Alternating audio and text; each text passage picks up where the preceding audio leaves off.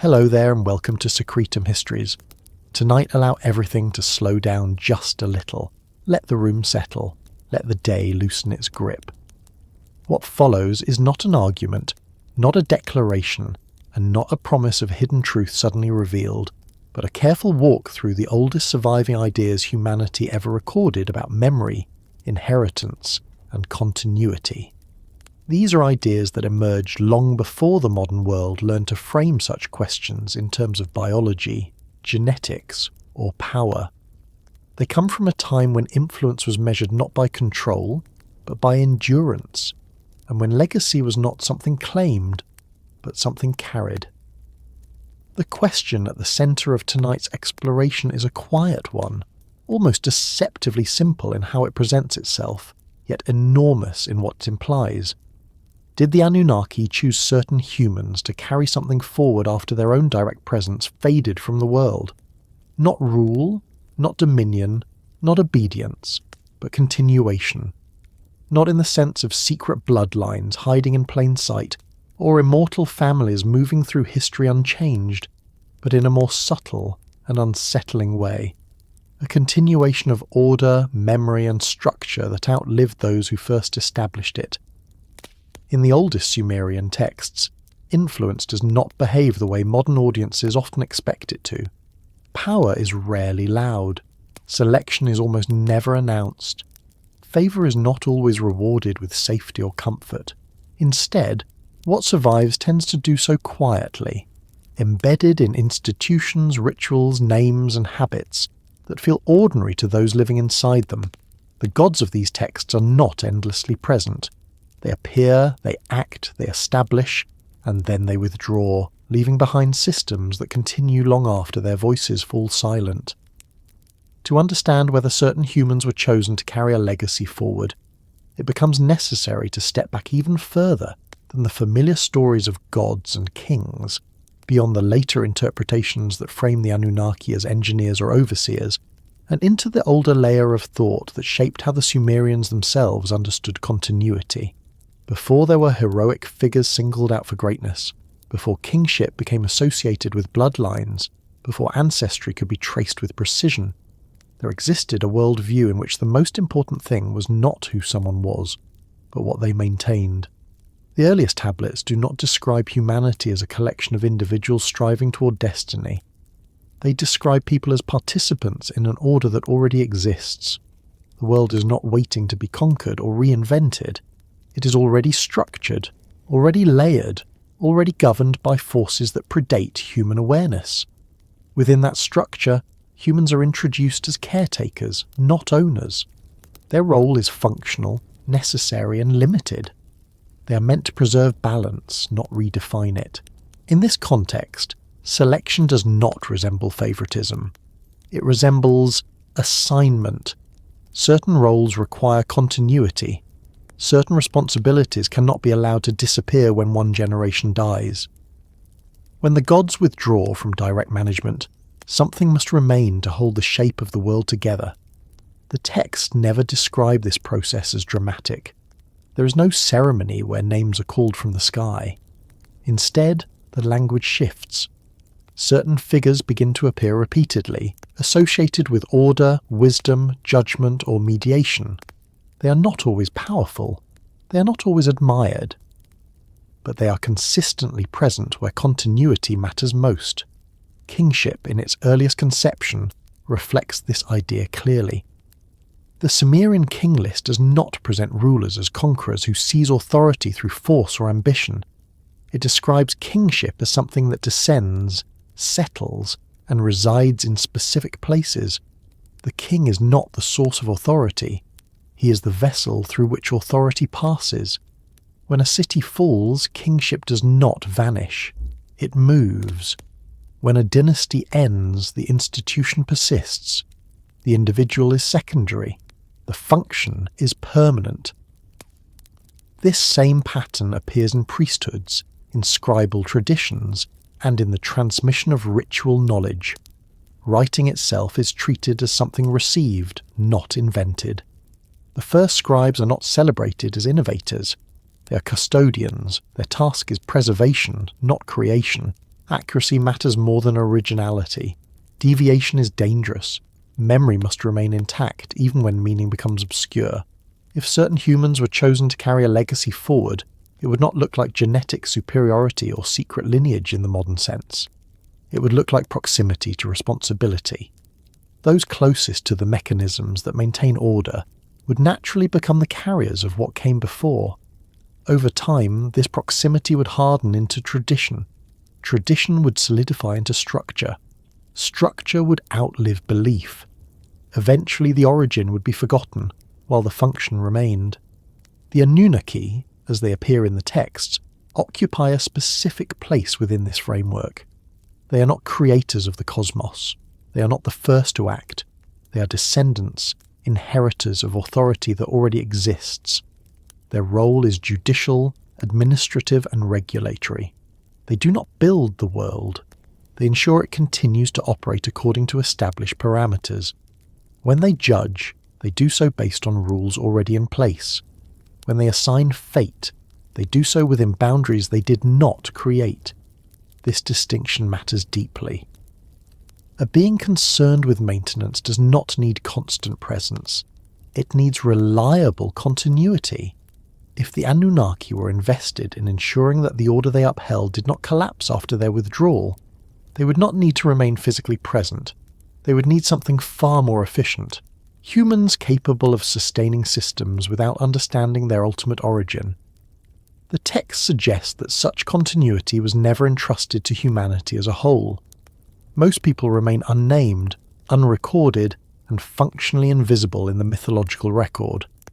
This is not because they were unimportant in daily life, but because legacy, as the gods understood it, did not require universal awareness. It required stability. A small number of roles carried disproportionate weight. Those roles became anchors, fixing patterns in place even as generations passed. Over time, the distinction between divine instruction and human tradition blurred. Practices continued because they had always been done that way. Laws persisted because they were ancient. Rituals were performed because deviation felt dangerous, even when the original reasons were forgotten. This is how legacy survives best. Not through conscious reverence, but through habit. If there was selection, it likely occurred at the level of function, not identity. Certain families became associated with priesthood not because of divine blood, but because knowledge remained within their care.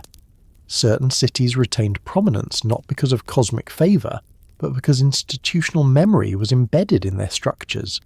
Certain titles endured because they were useful containers for authority, even after the beings who first legitimized them were no longer invoked by name. This kind of inheritance does not announce itself. It does not feel special to those living within it. It feels ordinary. That is precisely why it endures. People protect what feels necessary. They question what feels imposed. The most successful legacy is the one that becomes invisible. As the Anunnaki recede from direct action in the texts, humans do not suddenly gain autonomy in the modern sense. Instead, they become administrators of systems they did not design. They enforce laws they did not author.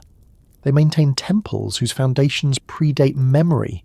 They speak names whose meanings are no longer clear. The world continues to function, not because humans understand it fully, but because they continue to perform the roles assigned to them long ago. This raises a quiet and unsettling implication. If legacy was the goal, it succeeded.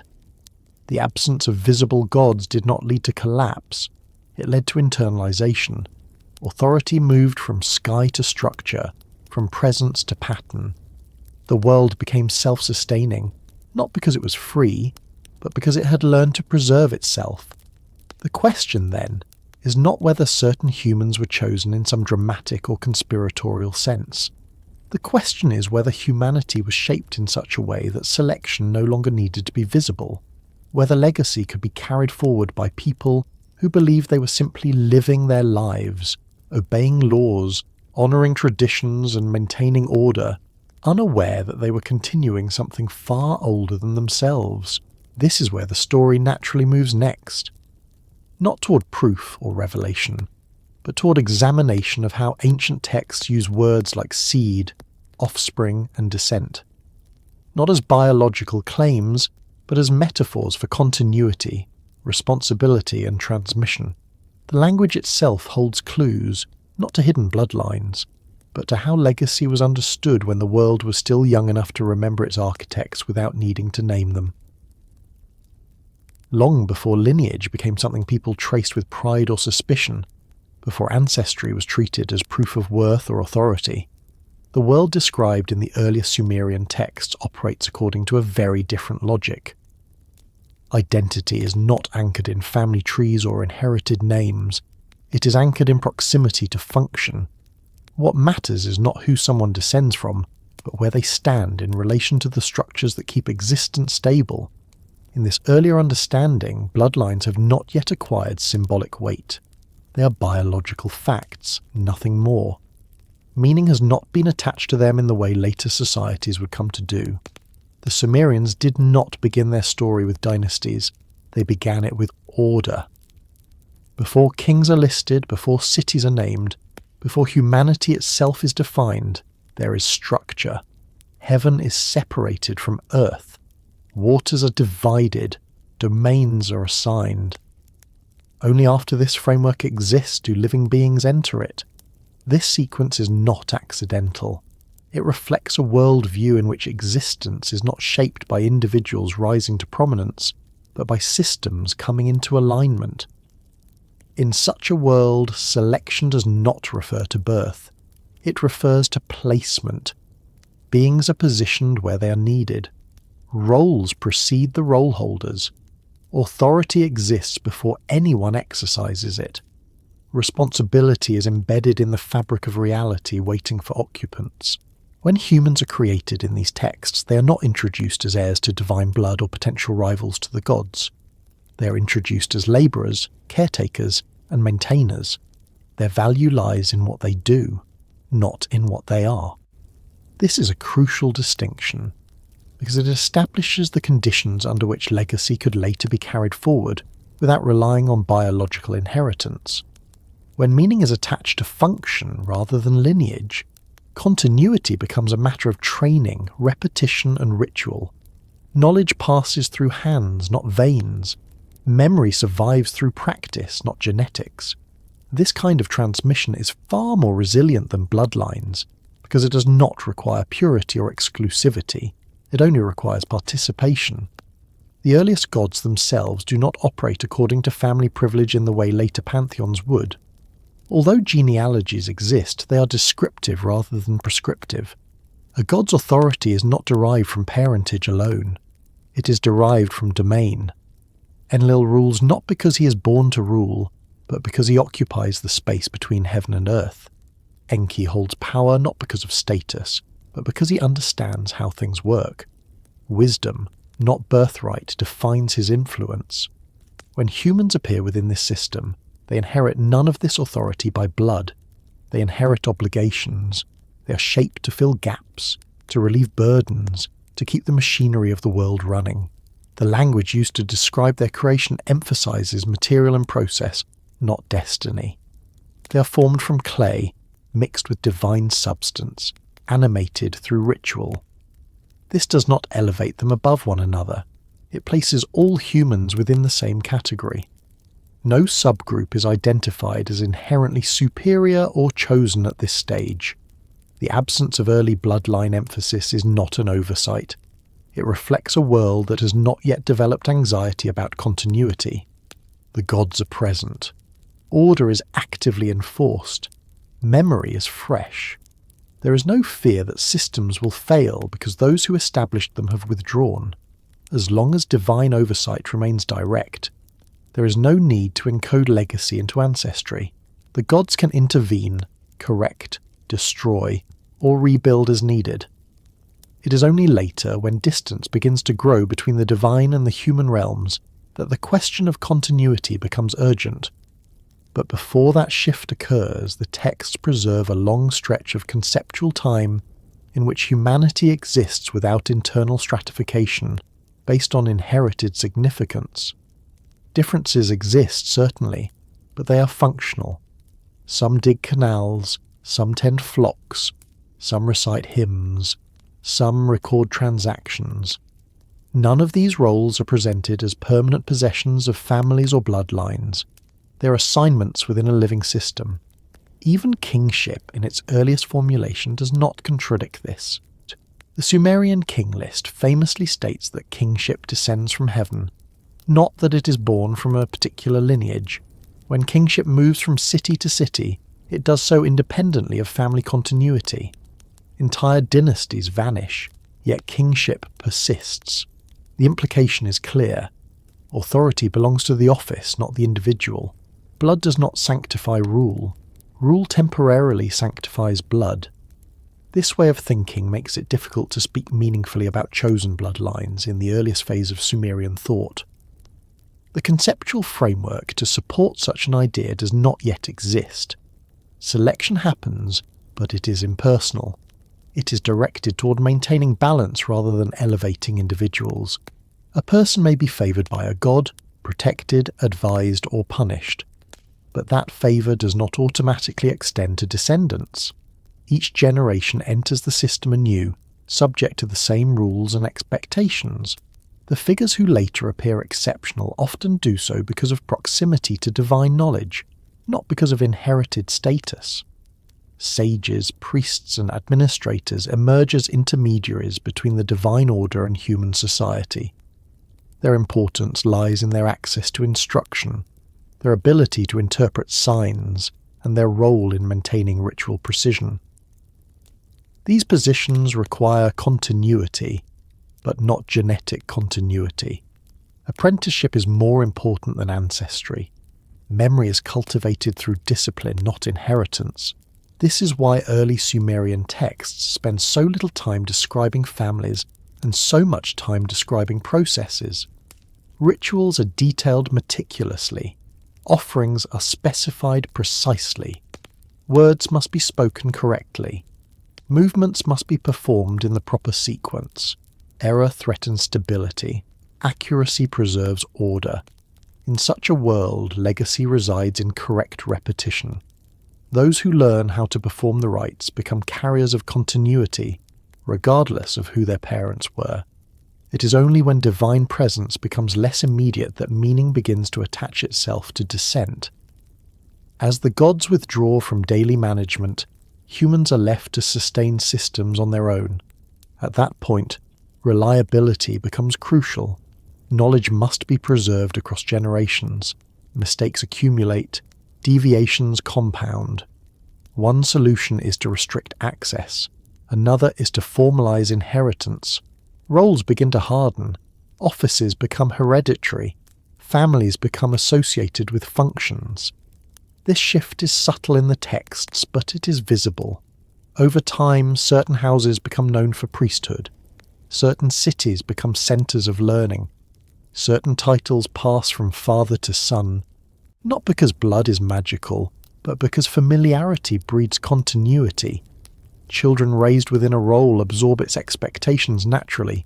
Training begins early. Ritual precision improves. The system stabilizes. If later readers interpret this development as evidence of chosen bloodlines, they impose a meaning that did not exist at the beginning. What started as functional continuity gradually acquires symbolic weight. Once symbols harden, they are retroactively projected backward. Ancestors become chosen. Origins are rewritten. What was once practical becomes sacred. The Anunnaki in this context do not appear as architects of hereditary privilege. They appear as administrators of fate within an existing structure. Their judgments concern outcomes, not ancestry. They determine who lives, who dies, who prospers, who suffers. They do not establish bloodlines as carriers of their essence. They enforce balance. If they favoured continuity, it would be continuity of order, not continuity of genetic material. This distinction helps explain why the texts are so quiet about selection at the biological level. Silence is not absence, it is indication. The absence of explicit chosen bloodlines suggests that legacy, at least initially, was never meant to be carried through bodies alone. It was meant to be carried through behaviour, memory, and repetition. As generations pass, this distinction becomes harder to maintain. Humans naturally attach meaning to ancestry. Stories accumulate. Names gather weight. Over time, the idea of being chosen begins to shift from function to identity. What was once about what someone does becomes about who someone is. This transformation marks a significant turning point in human self-understanding. But before that transformation takes hold, the world preserved in the earliest texts remains one in which bloodlines are incidental. Meaning has not yet been assigned to them. Legacy has not yet been encoded in DNA. Continuity lives in actions, not in bodies. The seeds of later interpretations are present, but they have not yet sprouted. This earlier phase is essential to understand because it frames everything that follows.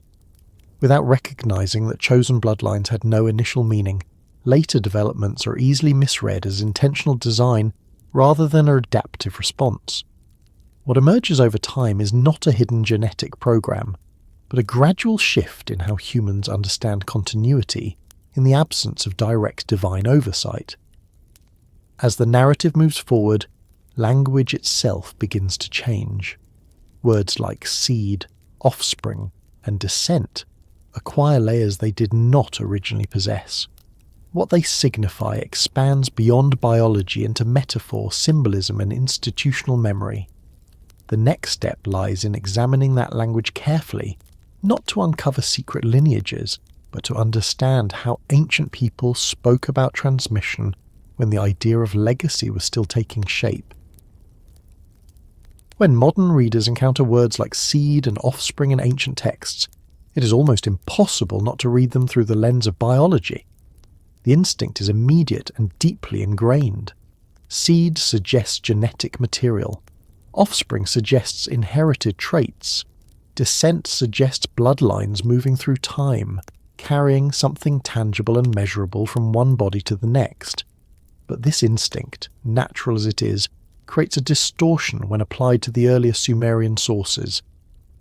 The language is familiar, but the conceptual framework behind it is not. In the Sumerian worldview, words that later become biological metaphors begin their lives as functional and symbolic terms. They describe continuity, transmission, and emergence, not heredity in the modern sense. Seed does not primarily belong to the realm of human reproduction. It belongs to agriculture, to order, to potential that must be placed correctly to produce stability. Offspring does not describe a private family relationship. It describes emergence within a system, something that comes forth because conditions allow it to do so. This difference matters because much of the later speculation surrounding the Anunnaki depends on collapsing symbolic language into biological claims. When ancient texts speak of divine seed, modern interpretations often leap to the idea of literal genetic intervention.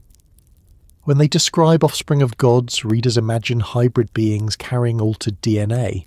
But the original texts do not support this reading. The terms themselves operate within a much broader and more abstract semantic field. Seed, in Sumerian usage, is inseparable from the idea of planting. It is something placed intentionally into an environment designed to receive it. It carries potential, but that potential is meaningless without proper conditions. Soil must be prepared. Water must be available. Timing must be correct. The emphasis is not on the seed's internal composition, but on the system that allows it to grow. When the texts speak of seed in relation to gods or institutions, they are speaking about the introduction of capacity into a structure, not about inheritance carried invisibly through blood. This becomes clearer when seed is applied to non-biological contexts. Kingship is described as having seed. Cities are described as having seed. Laws are described as having seed. None of these involve reproduction. They involve continuation. To say that something has seed is to say that it contains the capacity to persist beyond its initial moment. It can be replanted. It can be renewed. It can survive interruption. Offspring functions in a similar way. When gods are described as offspring of earlier deities, the emphasis is not on physical birth, but on differentiation within an existing order. A new domain emerges, a new function becomes active. Heaven produces earth. Earth produces air. These are not genealogies in the human sense. They are descriptions of structure unfolding. When humans are described as the offspring of divine action, the texts do not linger on lineage. They linger on purpose. Humanity is brought forth to perform a role. The relationship is asymmetrical. Humans do not inherit divine authority. They inherit obligation. Their origin explains their function, not their status. This is why early Sumerian mythology lacks the concept of humans as divine descendants with inherent power. Being created by gods does not make humans gods. It makes them responsible. Even when divine and human realms overlap, the language resists biological interpretation. When a human is said to be favoured by a god, this does not imply genetic alteration. It implies access, protection, or instruction. Favour is situational, not hereditary. It can be granted and withdrawn. It does not permanently alter the recipient's nature. The texts show gods favouring one king, and then abandoning his successor. They show cities blessed for generations and then destroyed. Continuity is conditional. The word often translated as seed also carries legal and administrative meaning. It can refer to the founding principle of an institution, the original authorization that allows something to exist. A temple has seed because it was properly established. A law has seed because it was properly decreed. Without seed, something lacks legitimacy and cannot endure. This usage has nothing to do with biology, yet it is central to how continuity is understood. Offspring likewise extends beyond family. Students are described as offspring of teachers. Cities are offspring of earlier settlements. Traditions are offspring of older rites. These relationships are pedagogical and structural. Knowledge is transmitted. Practice is replicated. Authority is delegated. At no point is blood required for this process to function. When later texts begin to emphasize genealogies, they do so in service of legitimacy, not origin. A king's ancestry is listed to justify his rule, not to explain his abilities. The lineage connects him to an established order. It reassures the audience that continuity has not been broken. The power does not reside in the blood itself. It resides in the uninterrupted transmission of office. This helps explain why so many royal genealogies feel repetitive and formulaic. They are not interested in uniqueness. They're interested in stability. The repetition is the point. Each generation reenacts the same structure, reinforcing the illusion of permanence. If something changes too much, it becomes suspect. An unfamiliar name threatens continuity. A broken line invites chaos. When modern readers search these texts for evidence of chosen humans carrying divine legacy, they often overlook this emphasis. They search for markers of difference when the texts are concerned with sameness. What matters is not who is unique, but who conforms. The ideal carrier of legacy is not extraordinary. They are reliable. They perform the role correctly. They preserve form. This perspective reframes the question entirely. If the Anunnaki were concerned with legacy, they would not need to manipulate genetics. They would need to ensure that systems were robust enough to function without them. Language, ritual, law, and habit are far more effective carriers than blood. Blood mutates. Bloodlines end. Institutions persist. The few figures who appear exceptional do so because they mediate between domains. They interpret signs. They speak for gods. They administer justice. Their importance lies in their position, not their origin. When their descendants inherit these roles, it is because training occurs within the household, not because divine essence flows through veins. This is why the texts are careful with language. They avoid claiming that humans possess divine seed in a literal sense. They describe humans as formed from clay mixed with divine substance, but this is a symbolic explanation of dual nature, not a biological statement. Humans belong to both order and matter. They're capable of understanding structure, but bound by mortality. The mixture explains limitation, not superiority. Later traditions, especially those written centuries after the earliest Sumerian compositions, begin to reinterpret this language. As memory fades, metaphor hardens into belief. Seed becomes blood. Offspring becomes lineage. What was once about continuity of function becomes about continuity of identity. This shift reflects human anxiety more than divine intention. As gods withdraw further from direct involvement, humans seek assurance that order will persist. Bloodlines provide visible continuity. They can be traced. They can be defended. They can be mythologized. Institutions alone feel fragile without divine presence. By anchoring them in family, humans attempt to stabilize what feels increasingly uncertain. This process explains why later myths place greater emphasis on chosen families and divine descent. These myths are not records of ancient genetic programs. They are responses to absence. They attempt to preserve authority by rooting it in ancestry. The divine seed becomes a story humans tell themselves to justify inherited power. The earliest texts, however, remain stubbornly resistant to this reading. They speak in terms of placement, function, and repetition.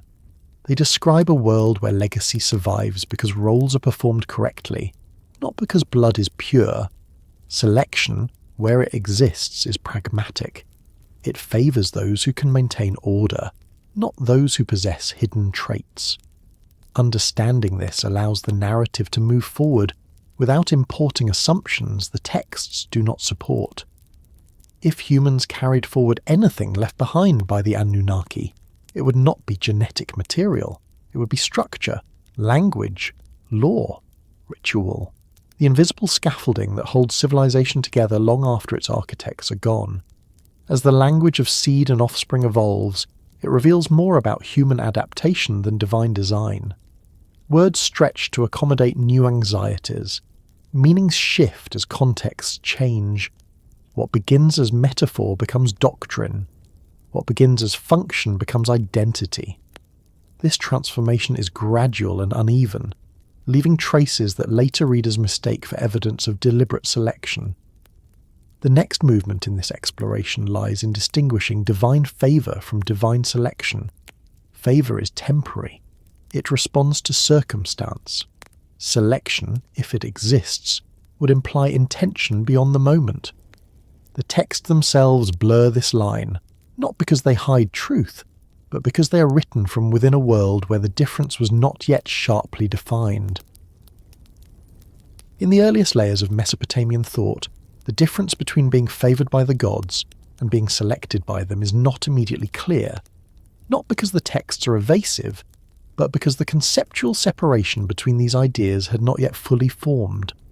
Favour and selection are treated as related experiences, overlapping in effect but distinct in nature, even if that distinction is not always made explicit. Later readers, approaching these texts with modern assumptions about intention, hierarchy, and permanence, often collapse the two into one.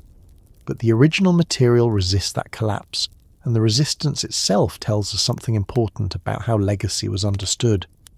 Divine favour, as it appears repeatedly in Sumerian and Akkadian texts, is situational. It responds to behaviour, circumstance, alignment, and utility. A god favours a city because its rituals are performed correctly. A god favours a king because he maintains order, builds temples, enforces law, or successfully mediates between the divine and human realms. This favour can be immense. It can bring prosperity, long reigns, military success, and cultural flourishing. But it is never permanent. It does not attach itself irrevocably to a person or a family.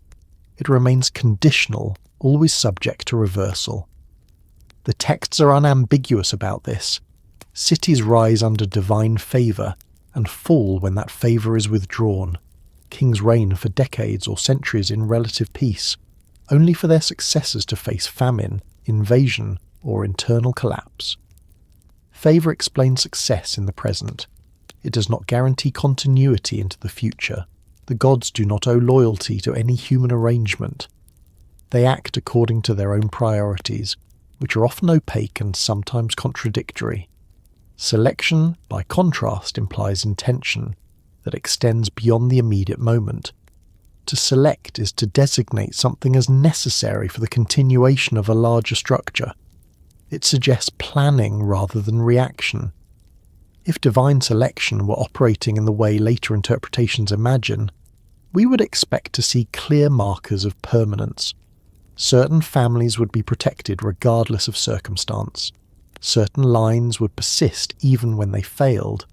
Certain humans would remain central even after losing utility. This is not what the texts show. Instead, what we see is repeated replacement. When a king fails, another rises. When a city becomes corrupt or ineffective, its kingship moves elsewhere. When priests neglect ritual precision, their authority diminishes.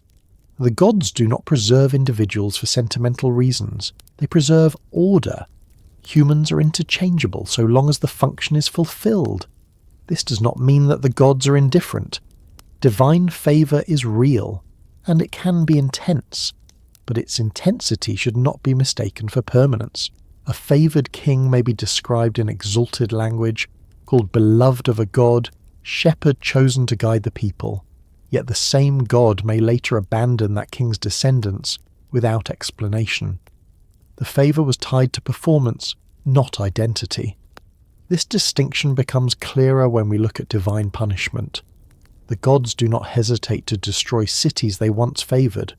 Ur, Uruk, Nippur and others are lamented in texts that explicitly describe divine abandonment.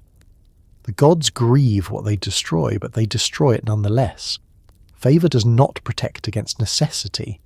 Selection, if it existed in a biological or hereditary sense, would require protection even in failure. That protection does not appear. When humans are described as chosen in later mythological traditions, the language often reflects this earlier ambiguity. A king is chosen by a god, but the choosing refers to his installation, not his lineage. His sons must earn favour again. There is no assumption that selection carries forward automatically. Each generation stands alone before the divine. This is particularly important when considering the Anunnaki. Their role in the divine hierarchy is administrative and judicial. They are concerned with fate, decree, and balance. They do not form personal attachments in the way later religious traditions might imagine. Their judgments are collective, procedural, and impersonal. When they decide outcomes, they do so based on established parameters, not favouritism. If the Anunnaki were to select humans to carry a legacy forward, that selection would need to operate differently from favour. It would need to survive the withdrawal of divine presence. It would need to persist even when humans failed to fully understand what they were preserving. Yet the texts never describe such a process explicitly. What they describe instead is a gradual internalization of divine order into human systems. This internalization blurs the line between favour and selection. A human or institution favoured repeatedly over long periods may begin to appear chosen in retrospect. Later generations, looking back, may interpret sustained success as evidence of inherent selection rather than accumulated favour reinforced by correct behaviour. This retrospective reinterpretation is one of the most common sources of confusion. The Sumerian worldview does not assume that success indicates divine essence. It assumes that success indicates alignment. When alignment is lost, success disappears. There is no moral outrage at this. It is expected. The gods are not guarantors of fairness. They are guarantors of balance. This is why the texts rarely portray humans as permanently set apart. Even the most revered figures are vulnerable. Gilgamesh, despite his divine ancestry and heroic stature, cannot escape mortality. Kings with impeccable lineage still suffer defeat. Priests with ancient authority still preside over ruined temples. Favour does not confer immunity. Selection, in the sense of designating carriers of legacy, would require a different mechanism. It would require embedding continuity into systems rather than individuals. And that is precisely what we see. Writing systems endure, legal codes persist, ritual calendars remain stable for centuries. These are the true carriers of legacy. Humans move through them, learn them, enforce them, and eventually disappear. The system remains. From this perspective, divine favor is a tool used to reinforce correct behavior within the system. It rewards maintenance. It punishes deviation. It signals approval or disapproval. Divine selection, if it exists at all, operates at the level of structure. Certain institutions are allowed to persist because they serve a stabilizing function. Certain patterns are reinforced because they produce predictable outcomes. Humans may experience this as being chosen, but the choosing is indirect. It is mediated through role, not identity. A person becomes important because they occupy a node within the system. When they leave that node, their importance dissolves. Another person steps in. The function continues. This understanding helps explain why the texts are often so frustratingly impersonal. They do not dwell on individual psychology. They do not celebrate uniqueness. They do not preserve personal stories unless those stories illustrate a structural principle. Even heroic narratives serve didactic purposes. They demonstrate limits. They reinforce order. They do not elevate humanity above its assigned place. Later traditions, uncomfortable with this impersonality, begin to personalize selection. Gods fall in love with humans. Divine blood flows through families. Heroes become demigods. These developments reflect changing human expectations more than ancient doctrine. As divine presence recedes further, humans seek reassurance that they matter as individuals, not just as components of a system. The idea of chosen bloodlines emerges from this need. It offers comfort. It suggests meaning beyond function. It implies that some humans carry intrinsic value that cannot be taken away. But this idea does not align with the earliest texts. It overlays them. When the Anunnaki are viewed through this lens, their silence on human selection becomes telling. They do not claim descendants. They do not establish dynasties. They do not preserve families. They operate within an impersonal framework that prioritizes balance over attachment. If they influenced humanity's future, they did so by shaping the systems humanity would inherit, not by marking certain humans as special. Divine favor ensured compliance and reinforcement while divine presence lasted. Once that presence faded, the systems continued, carrying forward patterns that humans no longer recognized as imposed. The confusion between favor and selection arises when continuity is mistaken for intention. Just because something persists does not mean it was biologically chosen. Persistence can result from utility, adaptability, and reinforcement. The Sumerian texts repeatedly demonstrate this principle. As time passes and myths evolve, divine favor hardens into perceived selection. Stories are told differently. Genealogies lengthen. Authority becomes hereditary. What was once functional becomes symbolic. The distinction between being favoured and being chosen dissolves in popular memory. But the earliest material preserves that distinction implicitly. Favour is temporary and conditional. Selection, if it exists, is structural and silent. It does not announce itself. It does not protect individuals. It embeds itself in practices that outlive their originators. Understanding this difference allows the narrative to continue without assuming hidden agendas or secret genetic programs. It shifts attention away from bodies and toward roles, away from ancestry and toward continuity, away from mystery and toward structure. From here, the focus naturally moves to how kingship itself functions as inheritance without blood-based supremacy, and how authority is carried, transferred, and maintained without requiring chosen lineages in the modern sense. In the earlier Sumerian conception, kingship is not understood as power seized or possessed, but as something far more restrained and far more fragile. It is an inheritance in the truest structural sense, not a reward, not a personal achievement, and not an expression of dominance. Kingship exists before the king. It is older than any individual who occupies it, and it remains after that individual disappears. The human figure who bears the title is temporary. The office is not. This distinction is essential because it reveals how authority could persist without relying on chosen bloodlines or divine genetics. Kingship does not belong to families by right. It belongs to the world itself, descending into human hands only so long as those hands are capable of holding it steady. When they fail, it moves on. The texts are remarkably consistent on this point, even when later traditions attempt to obscure it. The Sumerian king list, often cited as evidence for divine human lineage, actually undermines that interpretation when read carefully. It does not trace uninterrupted family lines across time. Instead, it tracks the movement of kingship from city to city. Eridu holds kingship, then Bad Tibira, then Larak, then Sippar, then Shurupak. When catastrophe strikes, kingship does not die. It relocates. The emphasis is not on who rules, but on where order is anchored. This movement reveals how kingship functions as inheritance without being biological.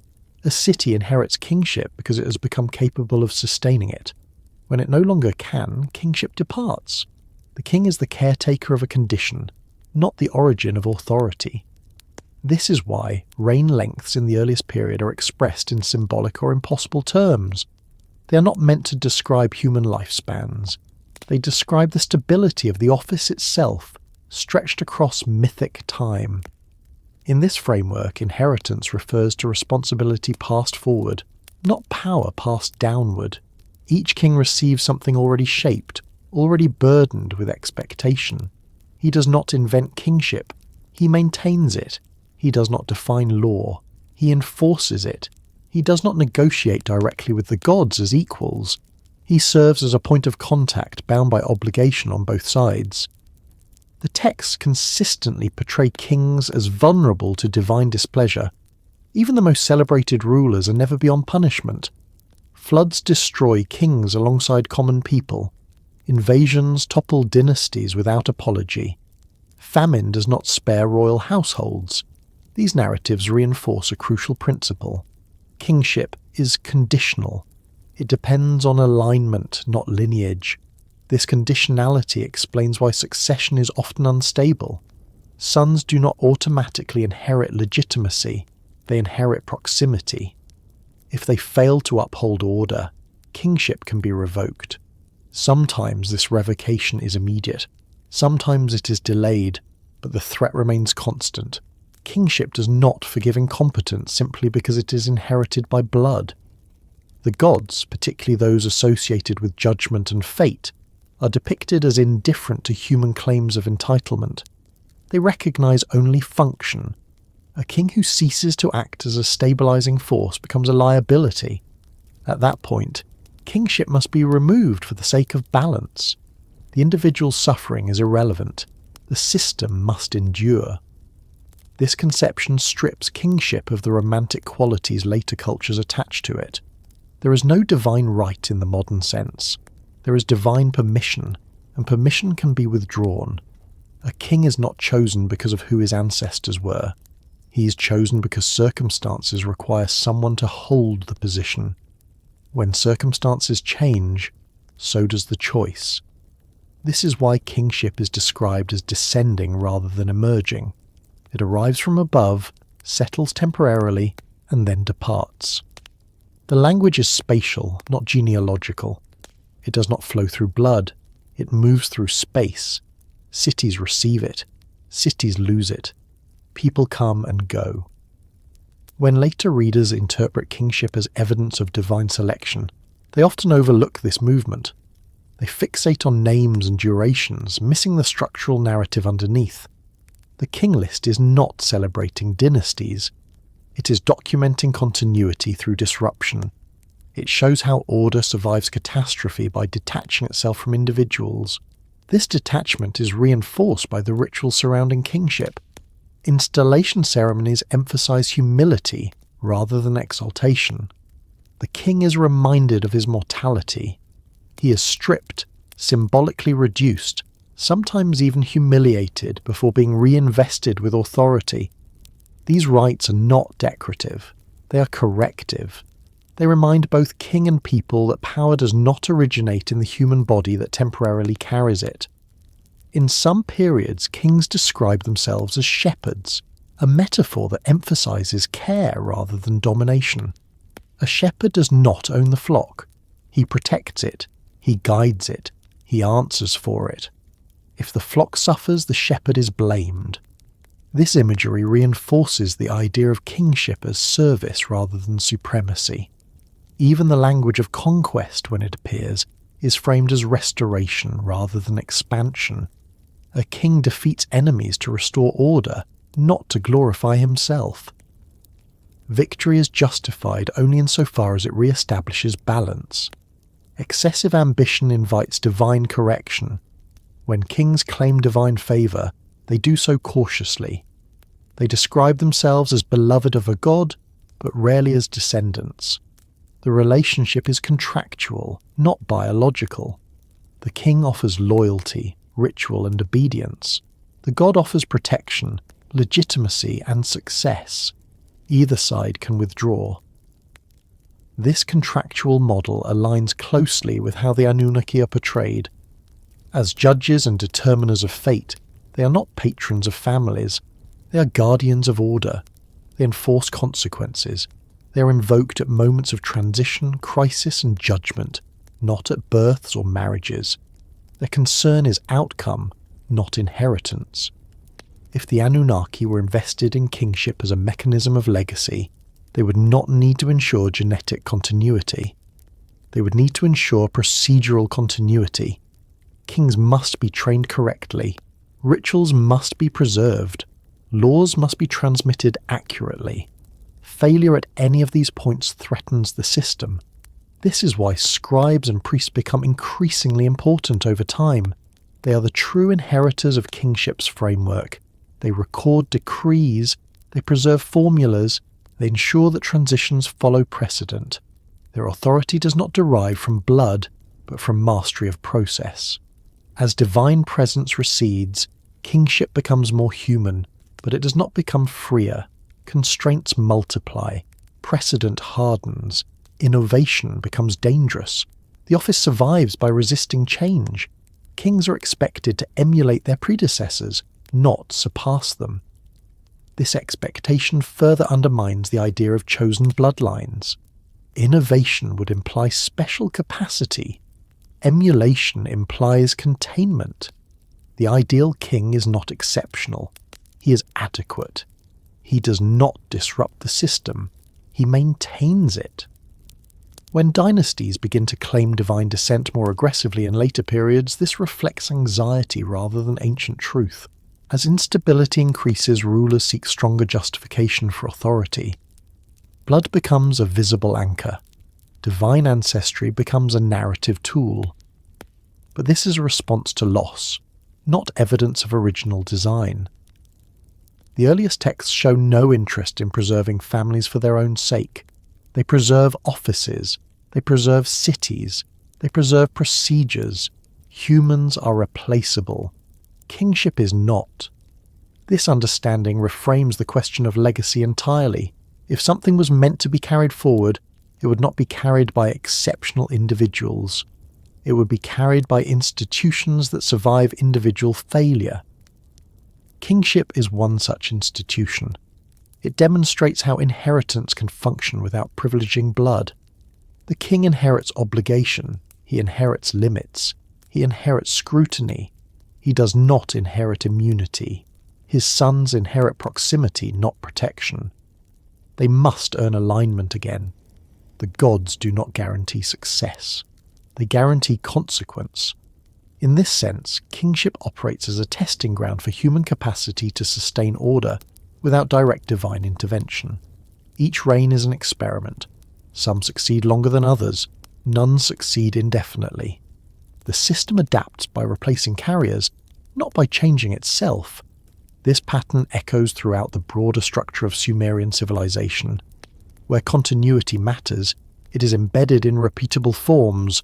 Titles, rituals, laws, calendars, and texts persist.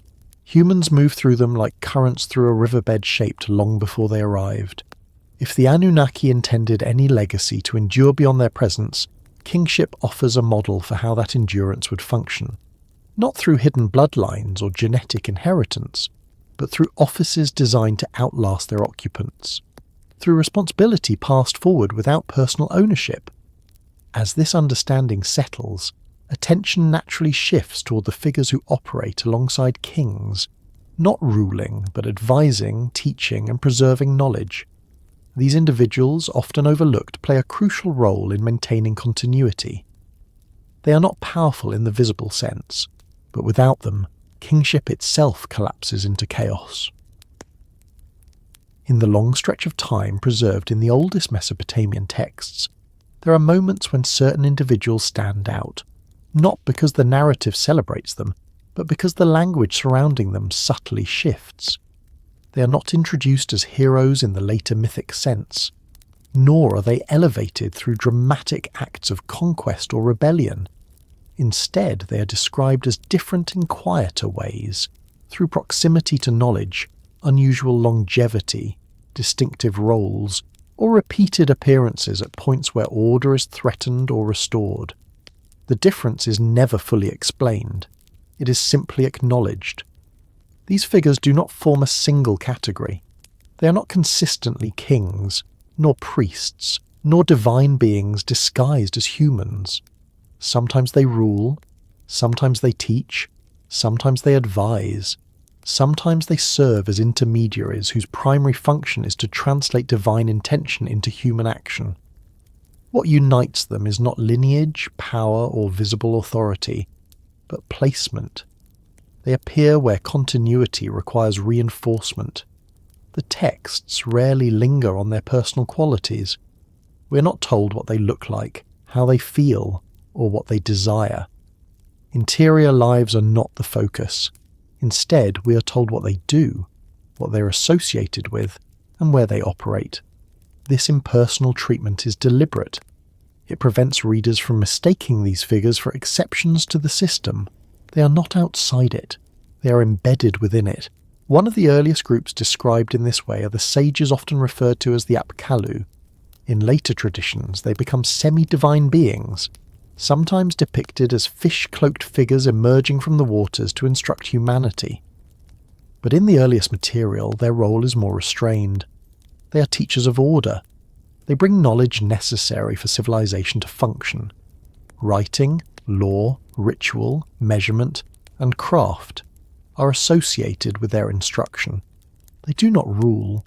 They do not command armies. They do not establish dynasties. They instruct, and then they recede. What makes the Apkallu different is not that they possess hidden blood or altered nature, but that they arrive before humanity is fully capable of sustaining itself. Their presence is transitional. They belong to a period when divine oversight is still active, but beginning to withdraw. Their task is not to dominate humanity, but to prepare it for absence.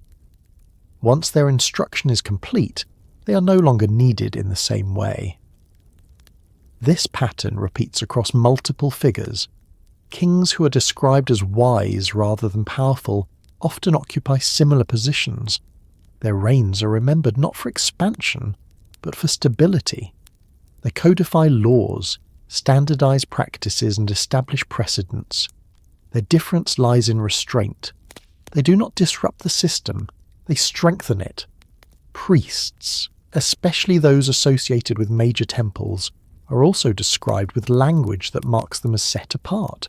They are not warriors, they are not rulers, they are guardians of precision. Ritual accuracy matters more to them than innovation. A mistaken recitation or offering is not a personal failure. It is a threat to balance. Their difference is functional, not moral. Scribes occupy a particularly revealing position. Writing, in the Sumerian worldview, is not merely a tool. It is a sacred technology. To inscribe words into clay is to fix reality, to make the transient permanent. Scribes are trained rigorously, often from childhood. Their education is long and unforgiving. Errors are corrected harshly. The expectation is exact replication, not interpretation. What makes scribes different is not their ancestry, but their discipline. They internalize the structure of language so completely that they become extensions of it. Through them, memory survives catastrophe. Floods destroy cities, wars erase populations, dynasties fall, but tablets endure, and because tablets endure, systems can be rebuilt. The texts do not describe scribes as chosen by the gods in a biological sense. They are chosen through training. They are selected because they can be trusted to preserve form. Their importance increases as divine presence decreases. As gods withdraw from daily management, scribes become the custodians of divine intention frozen into law, ritual and record. There are also figures who appear briefly, perform a critical function, and then vanish from the narrative. Messengers, interpreters of omens, dream readers and judges emerge at moments of uncertainty. They translate signs into decisions. They do not control outcomes, but they influence response. Their difference lies in perception. They see patterns others miss, not because they are gifted genetically, but because they are positioned at the intersection of domains. Longevity is another marker often misunderstood. Some figures are said to live extraordinarily long lives, especially in the antediluvian period. Modern readers often interpret this as evidence of divine or hybrid nature. But within the internal logic of the texts, longevity functions symbolically. It marks a period closer to origin, when boundaries between realms are less rigid. Time itself behaves differently. As the world stabilizes and distances increase, lifespans shorten. Difference diminishes. Mortality becomes universal. The transition from long-lived figures to ordinary human lifespans is not framed as punishment for losing divine blood. It is framed as normalization. Humanity becomes fully human. The exceptional recedes. What remains is structure. Another group often cited as different are heroes like Gilgamesh. His story is frequently misread as proof of divine human hybridity, granting special status. But the narrative undermines this interpretation at every turn. Gilgamesh's partial divinity does not free him from limitation. It intensifies his suffering. His strength isolates him. His quest for immortality fails. His legacy is not biological. It is architectural and textual. He builds walls. He inscribes his story. His difference serves as a warning, not a model. What unites all these figures is not privilege but burden. They are closer to responsibility. They carry knowledge, expectation and consequence more heavily than others. Their difference is costly. They are not freer. They are more constrained. This is an important correction to later interpretations that imagine chosen humans as beneficiaries of divine selection. In the Sumerian worldview, closeness to the divine rarely brings comfort. It brings obligation. Those who interact most directly with gods or divine systems are the ones who must be most careful. Their margin for error is smaller. Their failures carry wider consequences. The texts reinforce this repeatedly. Priests who err cause disaster. Kings who neglect ritual invite famine. Scribes who misrecord laws create injustice. Difference increases risk. It does not reduce it. If certain humans were perceived as different, it was because they stood at critical junctions within the system. They were not carriers of divine essence in their bodies. They were carriers of continuity in their actions. They preserved knowledge that others did not need to know. They performed functions that others did not want to perform. Over time, as these roles became institutionalized, the difference attached itself less to individuals and more to offices. The priesthood became distinct. The scribal class became distinct. The judiciary became distinct. What began as functional differentiation hardened into social stratification. Later societies mistook this stratification for evidence of inherent difference. This misinterpretation is understandable. Once a role persists across generations, it begins to look like inheritance. Once training remains within families, it begins to look like bloodline. But the origin remains practical. Knowledge stays where it is cultivated. Responsibility stays where it can be sustained. The Anunnaki, when viewed through this lens, are not selecting individuals to carry their legacy. They are reinforcing systems that require specialized roles. Humans fill those roles because someone must. Difference emerges as a byproduct of necessity, not design. As divine presence fades, the burden on these figures increases. They become the last visible link to a time when order was directly enforced. Their authority grows not because they are chosen, but because absence creates demand. Someone must interpret signs. Someone must preserve law. Someone must remember what came before. This gradual elevation of certain roles creates the illusion of selection. From the outside, it appears that some humans are set apart. From within the system, it feels like obligation, accumulating in fewer hands. The texts never suggest that this difference was meant to be permanent or exclusive. When institutions collapse, new figures emerge. When cities fall, knowledge migrates, difference shifts. It is not fixed in blood.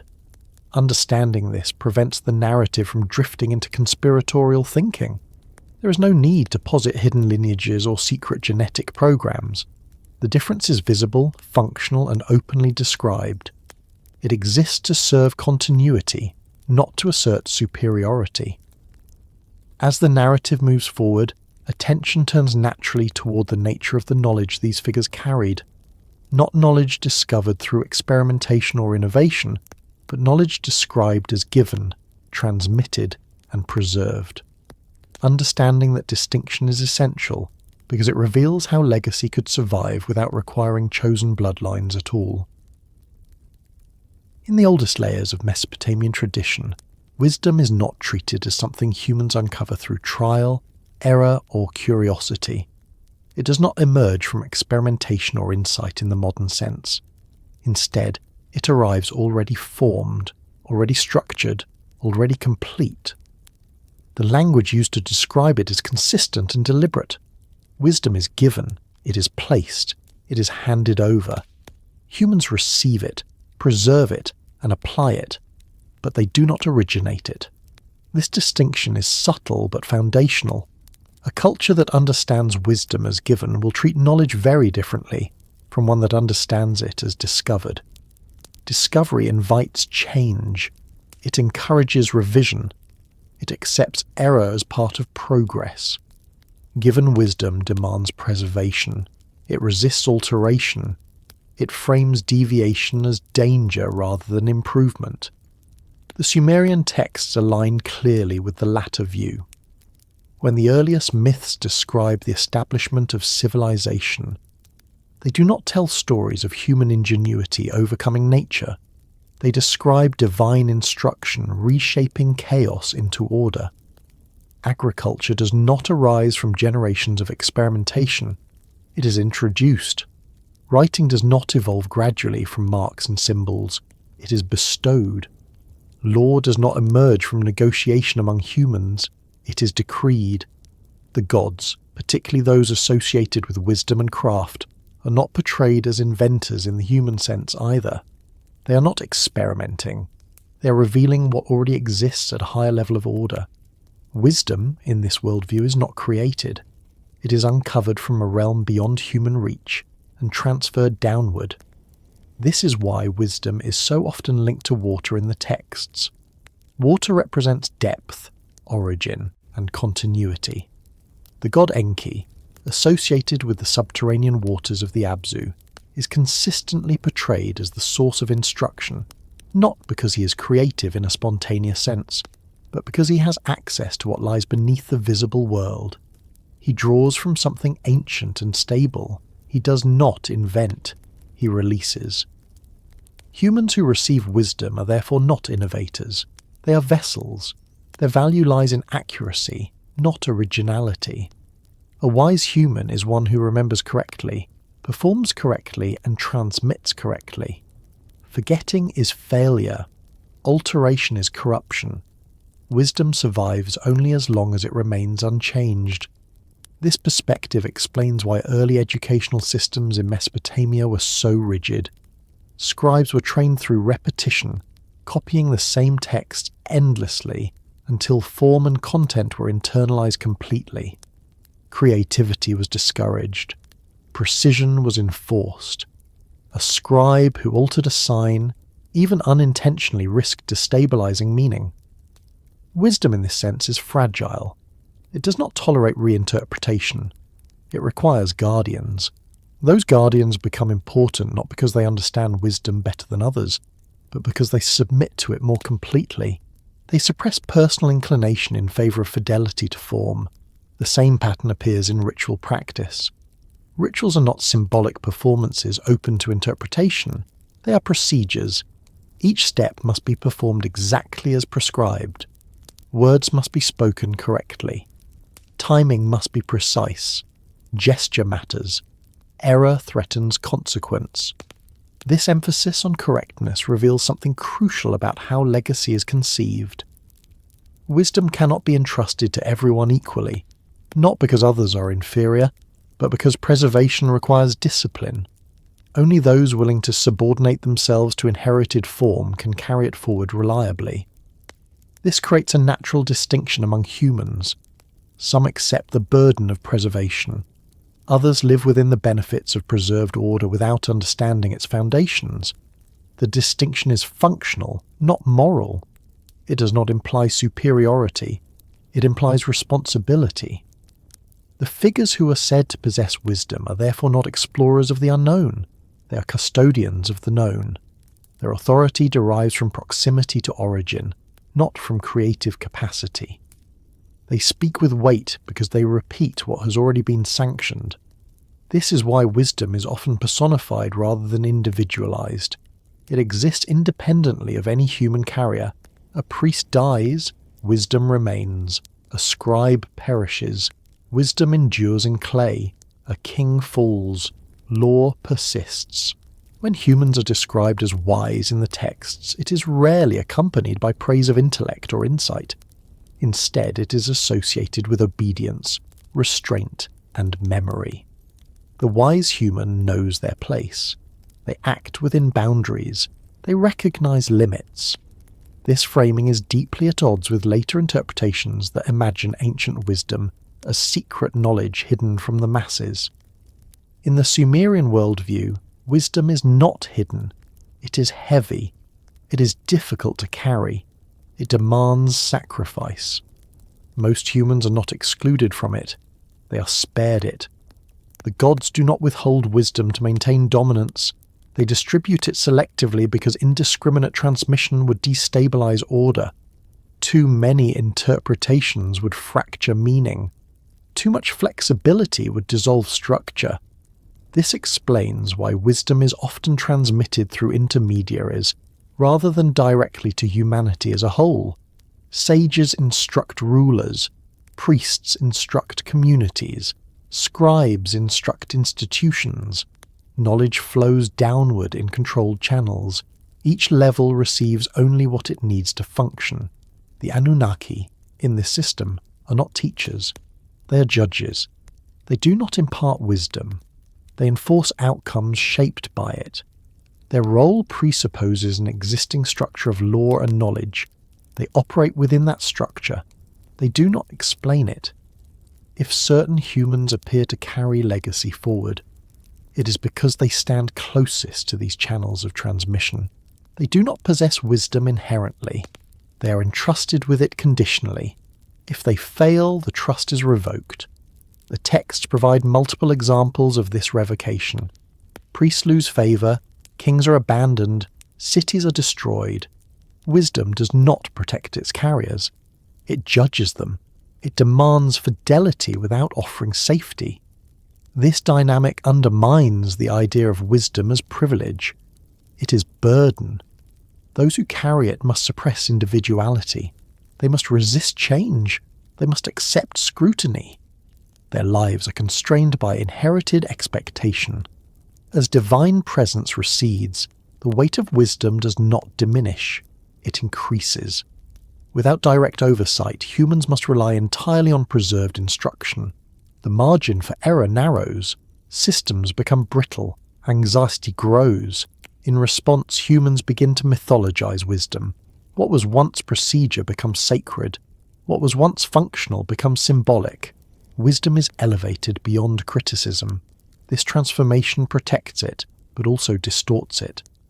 Over time, the origin of wisdom becomes obscured.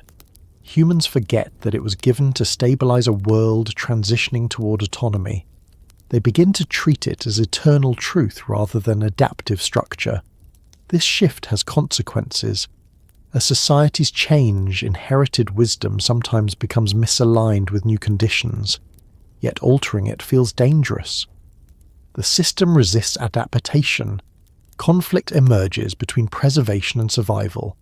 This tension drives much of later myth-making. Stories emerge that explain why wisdom must remain unchanged. Divine punishment narratives reinforce obedience. Genealogies legitimize authority.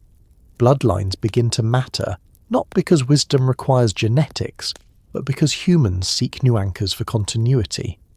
The original framework, however, remains visible beneath these later layers. Wisdom was never meant to elevate individuals, it was meant to sustain systems.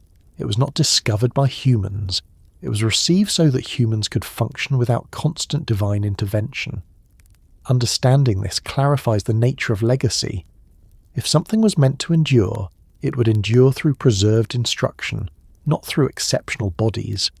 Wisdom, fixed in ritual, law, and text, is the most efficient carrier imaginable. Humans who align themselves with it become temporary conduits.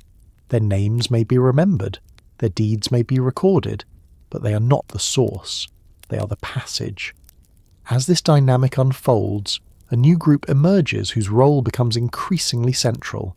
They are not gods. They are not kings. They are not ordinary humans. They are instructors, intermediaries, and stabilizers. Their task is to bridge the gap between divine instruction and human capacity. Their presence marks a crucial transitional phase in the story, one where teaching replaces command and preparation replaces oversight. In the early Mesopotamian imagination, the appearance of teachers precedes the disappearance of gods. Instruction comes before absence. Guidance is provided before autonomy is expected. This sequence is not incidental. It reflects a worldview in which order cannot simply be imposed and then abandoned. It must be internalized. The figures known as the Apkallu occupy this precise transitional space. They are not rulers. They are not judges. They are not gods in the sense of commanding worship or enforcing decree.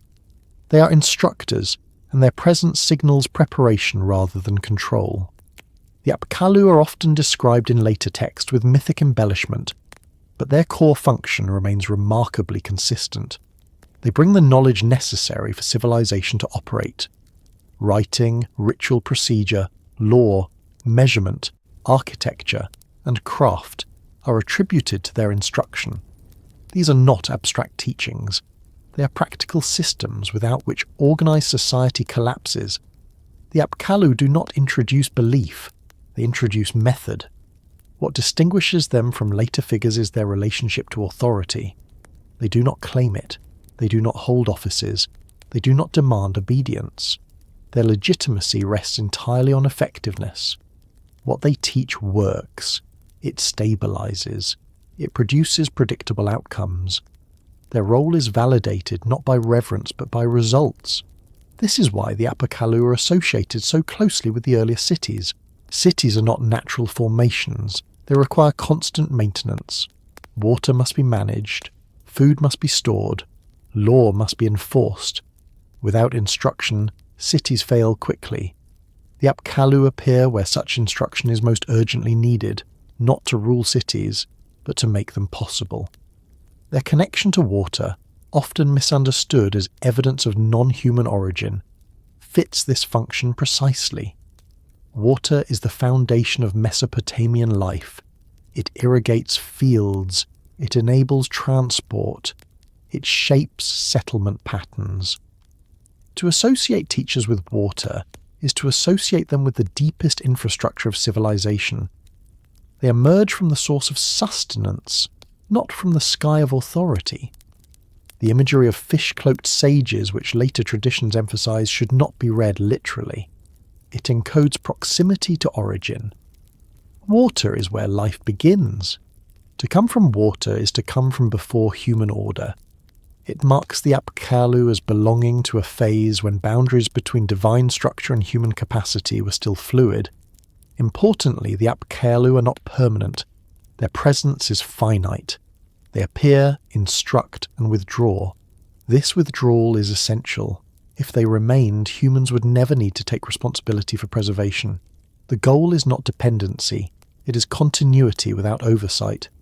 The texts imply this transition subtly. After the period of instruction, responsibility shifts. Humans are expected to remember, repeat, and enforce what they have been given. When they fail, consequences follow. Floods, famines, and collapse are not punishments for disobedience alone. They are corrections for mismanagement. The Apkallu do not return to fix errors. That task belongs to humans now. The teachers are not a safety net. They are a foundation. This role makes them profoundly different from the Anunnaki. The Anunnaki judge outcomes. The Apkallu shape capacity. The Anunnaki determine fate. The Apkallu prepare humans to live within it. Their functions do not overlap. They operate on different levels of the system. This distinction undermines the idea that the Apkallu were early versions of chosen humans carrying divine essence. They are not intermediaries by blood. They are intermediaries by timing. They belong to a moment when transfer is possible. Once transfer is complete, they are no longer required. The absence of genealogies associated with the Apkallu is telling. They do not produce dynasties. They do not pass roles to children. Their knowledge is distributed institutionally, not hereditarily. Scribes, priests, and administrators inherit procedures, not ancestry. This is why later traditions struggle to place them. As human societies become increasingly concerned with lineage, the Apkallu resist categorization. They are remembered, but not assimilated. They become mythologized, their clarity obscured by symbolism. In some accounts, they are said to return to the waters after completing their task. This return does not imply disappearance in a physical sense. It implies removal from active involvement. Their role is complete. The system must now sustain itself. The presence of teachers before withdrawal suggests intentional design, but not in the way modern narratives often imagine. There is no evidence of long-term genetic planning. There is evidence of educational planning. Knowledge is front-loaded. Instruction is concentrated. Responsibility is delegated gradually. This pattern mirrors how complex systems are stabilized. You do not leave novices alone without training. You prepare them, you establish procedures, you enforce repetition. Only then do you step back. If the Anunnaki were concerned with legacy, the Apkallu represent the mechanism by which that legacy could survive without continued intervention. Not by creating special humans, but by creating durable systems. Once those systems exist, individual carriers become less important. This explains why the Apkallu fade from the narrative just as human institutions strengthen. Their disappearance is not a loss, it is a signal of success. Civilization can now function without constant instruction. The knowledge they imparted does not vanish with them. It becomes embedded. It is written down. It is ritualized. It is enforced through law. It becomes invisible through familiarity. Later generations inherit this embedded knowledge without understanding its origin. They perform rituals because they have always been performed. They enforce laws because they are ancient. The teacher is no longer needed because the lesson has been absorbed. This absorption marks a critical shift. Once instruction becomes tradition, questioning it feels dangerous. What was once practical becomes sacred. This sacralization protects the system, but also freezes it. As centuries pass, the memory of the Apkallu transforms. They are no longer remembered as instructors. They are remembered as beings of a different order. Myth fills the gaps left by forgetting. Fish cloaks become literal. Wisdom becomes mystical. Teaching becomes revelation. This transformation is not deception. It is adaptation. Humans reinterpret the past to meet present needs. When stability depends on reverence, instruction becomes myth. The role of the Apkallu, when stripped of later embellishment, reveals a world transitioning from divine management to human responsibility. They are the bridge, not the rulers. They do not choose humans to carry legacy. They ensure humans are capable of carrying it at all. Understanding this prevents the narrative from sliding into speculation about hidden bloodlines. The teachers did not create elites. They created systems. Elites emerge later as a byproduct of institutionalization, not as an original design. As divine presence continues to recede, the burden on humans increases. Without teachers or direct intervention, humans must rely entirely on inherited structures. This reliance produces both stability and rigidity. The next stage in the story lies in examining how memory itself becomes the true carrier of legacy. Not memory as recollection, but memory as structure. How institutions remember even when individuals forget. How continuity persists without awareness. How legacy survives not through chosen bodies, but through patterns that shape behaviour long after their origin is lost. When divine presence fades from daily experience, something else must take its place if order is to survive. In the Sumerian worldview, that substitute is not blood, not power, and not constant intervention. It is memory. Not memory as individual recollection, fragile and unreliable, but memory embedded into structure, ritual, language, and habit. This is the form of legacy that endures longest, precisely because it does not require belief or awareness to function. Memory in this sense is not sentimental, it is mechanical. It operates even when those who carry it do not understand its origin. A canal continues to be maintained because it has always been maintained. A law continues to be enforced because it has always been enforced. A ritual continues to be performed because deviation feels dangerous, even when its original purpose has been forgotten. This is how continuity survives absence. The earliest texts reveal a world acutely aware of how easily order collapses when memory fails. Floods erase cities, fires consume archives, dynasties fall, entire populations vanish. Against this backdrop, preserving memory becomes an existential necessity. The gods do not solve this problem by remaining forever present. They solve it by externalizing memory into forms that can survive catastrophe. Writing is the most obvious example. Clay tablets are heavy, awkward, and time-consuming to produce, yet they endure fire, water, and neglect better than almost any other medium available to the ancient world. This durability is not accidental. Writing is treated as a sacred act because it fixes memory outside the human body. Once inscribed, a law no longer depends on a living voice. Once recorded, a ritual can be restored even after disruption. Memory becomes physical. This externalization of memory transforms how legacy operates. Instead of passing through generations biologically, it passes through institutions. A scribe does not inherit knowledge from an ancestor by blood. He inherits it from a tablet copied countless times before he was born. The continuity is real, but it is impersonal. The individual is replaceable. The record is not. Ritual functions in the same way. Rituals encode memory into action. They are repeated precisely so that deviation does not occur. Each repetition reinforces the pattern, embedding it deeper into collective behavior. Over time, ritual becomes automatic. People perform it without reflection.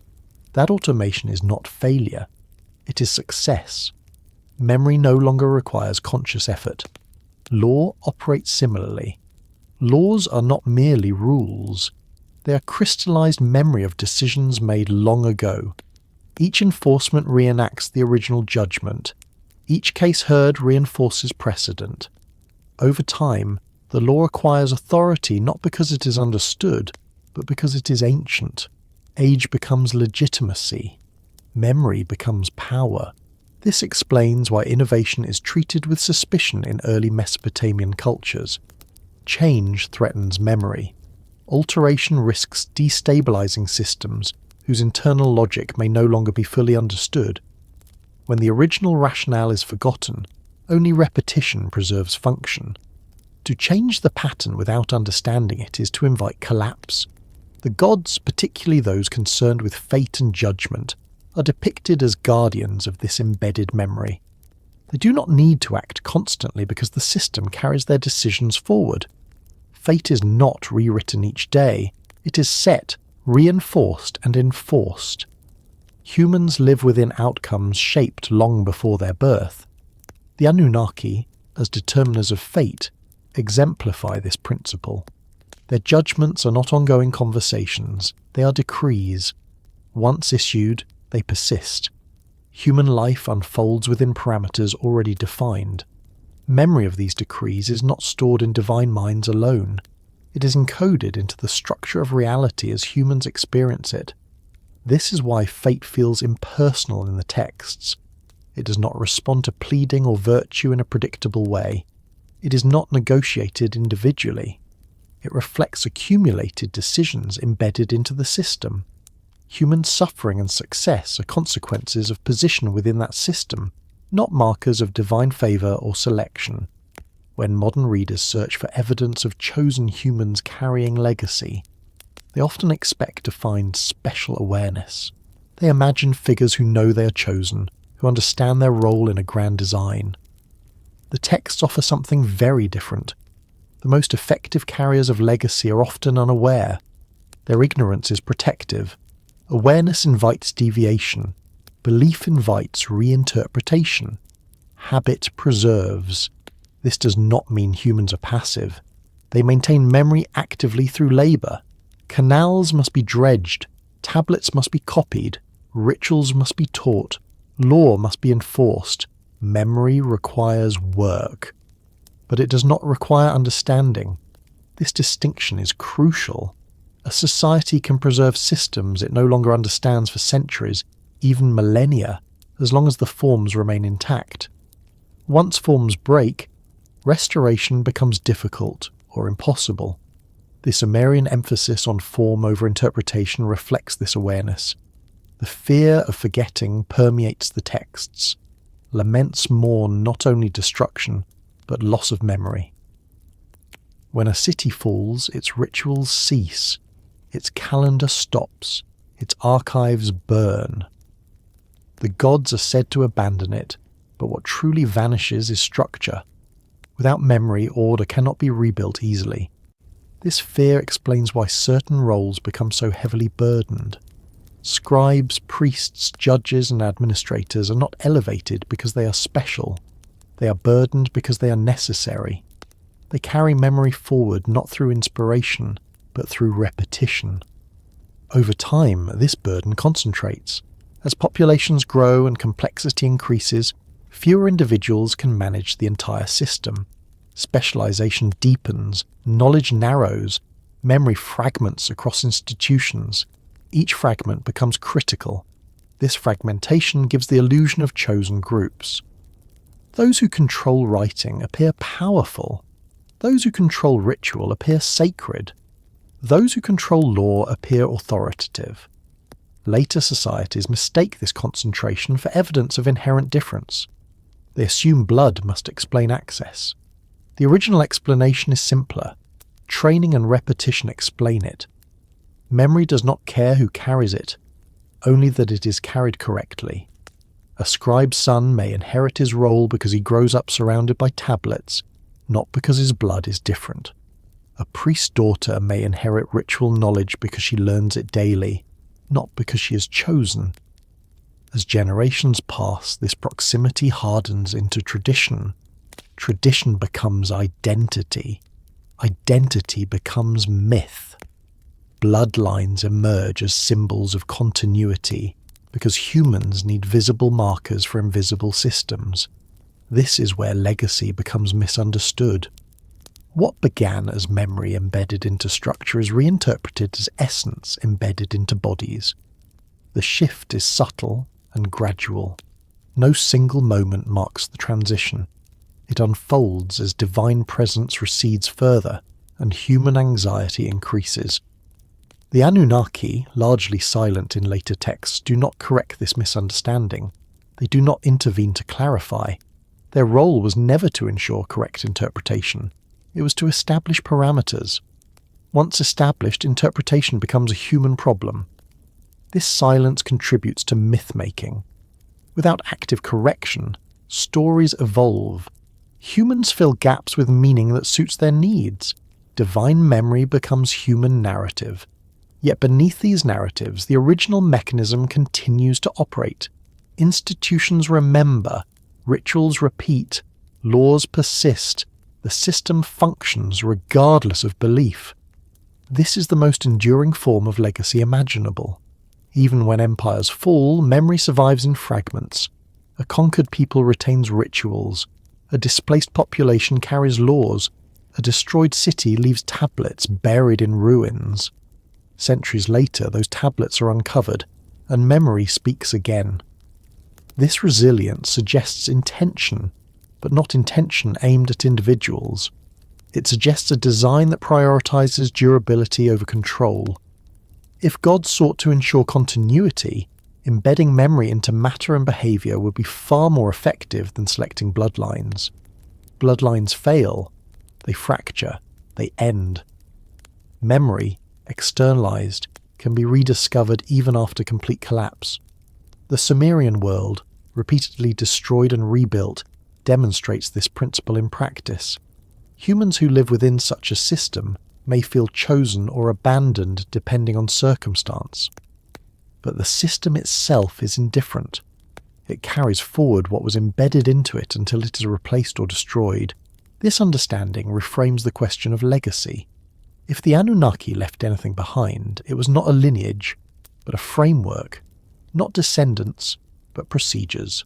Not chosen humans, but remembered patterns. Memory becomes the true inheritance. It does not announce itself. It does not demand loyalty. It shapes behavior quietly, through expectation and habit. People obey laws not because they know who wrote them, but because disobedience feels unthinkable. They perform rituals not because they understand them, but because not performing them feels dangerous. This is how legacy hides. It becomes indistinguishable from normal life. Only when it breaks do people notice its absence. As the narrative continues, this embedded memory begins to interact with human concepts of family, house, and descent. Over time, memory attaches itself to lineage as a practical convenience. Houses become custodians of tradition. Names become shorthand for function. Bloodlines become symbols for continuity. This attachment does not mean legacy originates in blood. It means blood becomes a container for memory when other containers feel insufficient. Understanding this shift is essential for tracing how quiet structural inheritance transforms into the appearance of chosen lineages.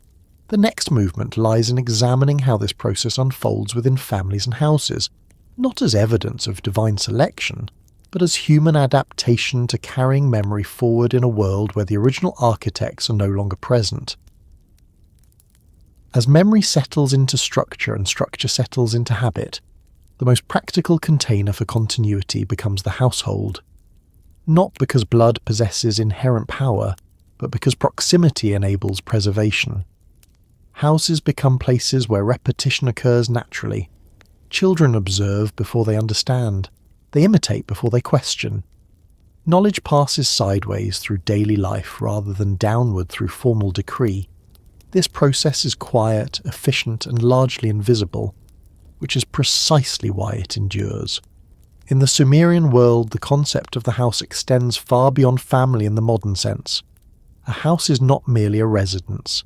It is an economic unit, a ritual unit, and often an administrative one. Temples are houses of gods. Palaces are houses of kingship. Workshops are houses of craft. Each house maintains its own internal order, its own rhythms, its own responsibilities.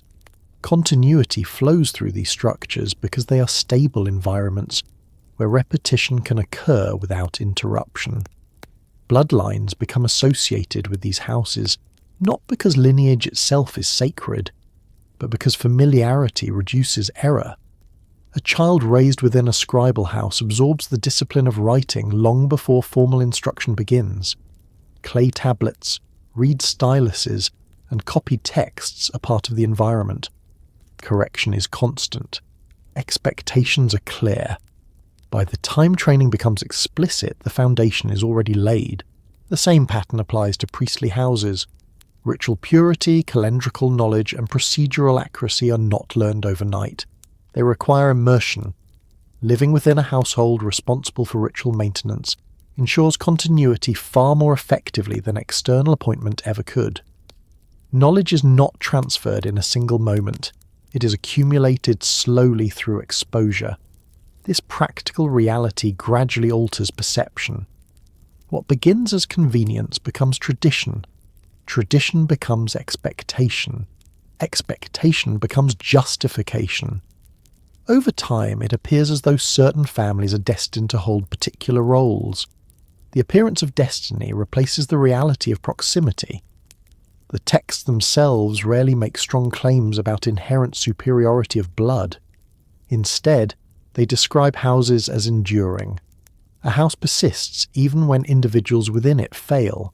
If one member falters, another steps forward. The role continues.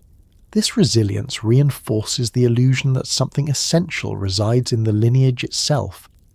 Names play a crucial role in this process. Names carry memory. They connect present individuals to past functions. When a name recurs across generations, it becomes shorthand for responsibility. The individual becomes less important than the role the name signifies. Identity dissolves into expectation. This is especially evident in administrative and legal contexts. Documents refer to offices rather than personalities. Titles matter more than names. Authority attaches to position, not person. A house known for judgment produces judges. A house known for accounting produces accountants. Over time, specialization deepens. Movement between roles becomes rarer. The system stabilizes. This stabilization, however, comes at a cost. Flexibility diminishes. Innovation becomes threatening. Houses protect their functions by resisting change. Knowledge becomes guarded not because it is secret, but because alteration risks failure. What began as adaptation hardens into conservatism. As divine presence recedes further, reliance on houses intensifies. Without gods actively correcting mistakes, humans depend on inherited precision. Errors compound across generations. To minimize risk, systems favor continuity over creativity. Bloodlines become convenient markers of reliability. Later interpretations mistake this reliability for divine selection. The logic seems obvious in retrospect. If a house has performed a function for centuries, surely it must possess something special. The texts themselves do not support this conclusion, but they also do not contradict it explicitly. Silence allows reinterpretation. The Anunnaki, concerned with balance rather than explanation, do not intervene to clarify. Their judgments operate at the level of outcome, not narrative. If a house maintains order, it persists. If it fails, it collapses. No commentary accompanies the result. This indifference reinforces the illusion of selection. Houses that survive appear chosen. Houses that fall are forgotten. Survivorship bias shapes memory. What remains is interpreted as intended. Over time, myth grows around houses. Ancestral stories accumulate. Founders are glorified. Origins are pushed further into the past. What was once practical continuity becomes sacred heritage. Bloodlines are no longer just containers. They are symbols. This symbolic elevation introduces a new dynamic. Houses begin to defend their roles not only through performance, but through narrative. They claim ancient sanction. They trace descent to divine favour. They assert inevitability. authority becomes justified by origin rather than maintained through function. This shift marks a subtle but profound change in how legacy is understood. Memory no longer resides solely in practice, it migrates into story. Story demands belief. Belief invites challenge. Once belief enters the system, tension increases. Competing houses tell competing stories. Lineages clash. Authority becomes contested. The original stability provided by impersonal structure begins to erode. Yet even as narratives multiply, the underlying mechanism remains. Houses that perform effectively continue to function. Those that fail are replaced. The system corrects itself without commentary. This correction is often harsh. Entire houses vanish. Names disappear from records. Memory fragments. Later generations interpret these losses as divine punishment or moral failure. In reality, they reflect systemic adaptation. Bloodlines thus operate as both stabilizers and distortions. They preserve memory efficiently, but they also encourage misinterpretation. Humans mistake container for content. They defend lineage instead of function. The earliest texts show no anxiety about this confusion because it had not yet taken hold. Bloodlines existed, but they did not dominate meaning. Houses mattered because they worked. When they stopped working, they were discarded. As time passes, the confusion deepens. Divine absence is felt more acutely. Humans seek reassurance. Blood becomes comforting. It offers visible continuity in an increasingly uncertain world. This need for reassurance fuels later theories about chosen lineages.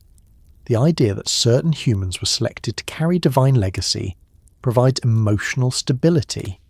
It explains survival. It justifies hierarchy. It simplifies complexity. But the Sumerian material resists this simplification. It shows continuity emerging from habit, not destiny. It shows legacy surviving through repetition, not inheritance of essence. If the Anunnaki influenced this process, they did so indirectly. By establishing systems that require maintenance, they ensured that humans would organize themselves around preservation. Houses emerge naturally from this requirement. Bloodlines follow as a secondary effect. The continuation is quiet because it is not announced. No decree establishes chosen families. No tablet lists divine bloodlines. Instead, practice continues until it becomes indistinguishable from identity. This quietness is often misread as secrecy. In reality, it is mundane. Legacy survives best when it does not draw attention to itself. As this process unfolds, the boundary between memory and myth begins to blur. Houses remember their functions. They forget why those functions exist. Stories fill the gap. Divine names enter genealogies. Authority is reframed as inheritance. This reframing sets the stage for the next development. As bloodlines gain symbolic weight, silence becomes significant. Those not named, not recorded, not associated with houses fade from memory entirely. Absence becomes as meaningful as presence. Understanding why most humans are never mentioned, and what that silence implies about legacy and selection, reveals another layer of the system. It shows how memory chooses not by highlighting individuals, but by ignoring them. When reading the surviving texts of ancient Mesopotamia, one of the most striking features is not what they include, but what they omit. The overwhelming majority of humans who lived, worked, suffered, and died within these civilizations are never named. Their voices are absent. Their lives leave no direct trace. At first glance, this silence can feel unsettling, even dismissive, as though most people were unimportant or unworthy of remembrance. But within the logic of the system the texts reflect, this silence is not an oversight. It is a structural necessity. The Sumerian record was never intended to be a mirror of human experience in its fullness. It was designed to preserve continuity, not individuality. Writing, ritual, and record-keeping emerged as tools to stabilize systems, not to commemorate personal lives. What survives in the texts are the elements that needed to be remembered for the world to continue functioning as it was meant to function. Everything else was allowed to pass away unrecorded. This selectivity is deliberate. Memory, when externalized, must be economical. Recording everything would dilute significance and overwhelm preservation mechanisms. The system therefore remembers only what is structurally essential. Kings are named because kingship must be tracked. Priests are named when ritual lineage matters. Cities are named because their rise and fall mark shifts in order. Laws are recorded because they must be enforced consistently. Ordinary lives, however meaningful to those who lived them, do not alter the framework. They do not need to be fixed in clay to continue the pattern. This does not imply that ordinary humans were invisible within their own communities. They mattered deeply at the local level. Families remembered their dead. Houses preserved stories. Neighbourhoods maintained traditions. But these memories remained eternal. They did not require inscription. They did not need divine sanction. They were not part of the machinery of the order. The silence of the texts reflects a distinction between lived memory and systemic memory. Lived memory is fluid, emotional, and temporary. It exists within relationships and fades naturally over time. Systemic memory is rigid, impersonal, and durable. It exists to ensure repetition. The text preserves systemic memory almost exclusively. This distinction helps explain why the idea of chosen individuals feels misplaced when applied broadly. If certain humans were selected to carry legacy forward in a personal or biological sense, we would expect the text to mark them clearly and consistently. Instead, the record is sparse. Even kings are sometimes reduced to names and reign lengths, stripped of narrative detail. Their humanity is secondary to their function. The absence of most humans from the record is therefore not evidence of insignificance. It is evidence of design. The system does not care who performs the role, only that the role is performed. The labourer who dredges a canal is as essential as the scribe who records a law, but only one of those actions requires preservation beyond the moment. This is why labour itself is rarely described in personal terms. Work is depicted as ongoing, repetitive, and collective. Humans dig, build, harvest, and transport not as individuals seeking recognition, but as participants in processes larger than themselves. The system assumes continuity of labour without needing to document each contributor. Even in mythological narratives, crowds remain anonymous. When cities are destroyed, people perish without names. Laments mourn the loss of order, not the loss of specific lives. The grief expressed is collective, structural. The silence surrounding individual suffering is not cruelty. It reflects a world view in which the survival of structure outweighs the preservation of personal memory. This perspective becomes even clearer when we consider how catastrophes are recorded. Floods, invasions, famines, and divine abandonment are described in sweeping terms. Entire populations vanish from the narrative in a single line. The system registers collapse, not casualties. It measures disruption to order, not human cost. From a modern standpoint, this feels alien. Contemporary narratives often centre the individual. Ancient Mesopotamian texts do the opposite. They centre continuity. The individual exists within it, but is not its measure. This approach has profound implications for how we interpret legacy. Legacy in this system is not about being remembered by name. It is about contributing to patterns that endure. A farmer who maintains irrigation contributes to legacy without ever being recorded. A midwife who follows ritual practice ensures continuity without inscription. Their actions matter, but their identities do not need to be preserved. This also explains why so many later interpretations search desperately for hidden elites. Modern readers, accustomed to biographies and personal narratives, assume that importance must be individualized. When names are absent, they imagine secrecy. When stories are sparse, they infer concealment. In reality, the absence of names is the point. The system works best when it does not elevate individuals beyond their role. The Anunnaki, within this framework, do not require human recognition to maintain influence. Their judgments are embedded into fate. Their decrees shape outcomes whether or not humans understand their origin. The system remembers on their behalf. Humans need not be aware of who designed the structure to live within it. This impersonal legacy is far more stable than one dependent on conscious belief. Belief changes, memory fades, habits persist. The world described in these texts relies on habit more than devotion. The few humans who are named repeatedly are those whose actions alter the structure itself. A king who establishes a law, a priest who reforms ritual, a builder who founds a city.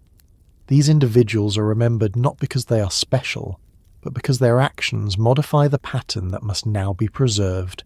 Even then, remembrance is restrained. Names are listed, deeds are summarized, emotional detail is minimal. The narrative resists personalization.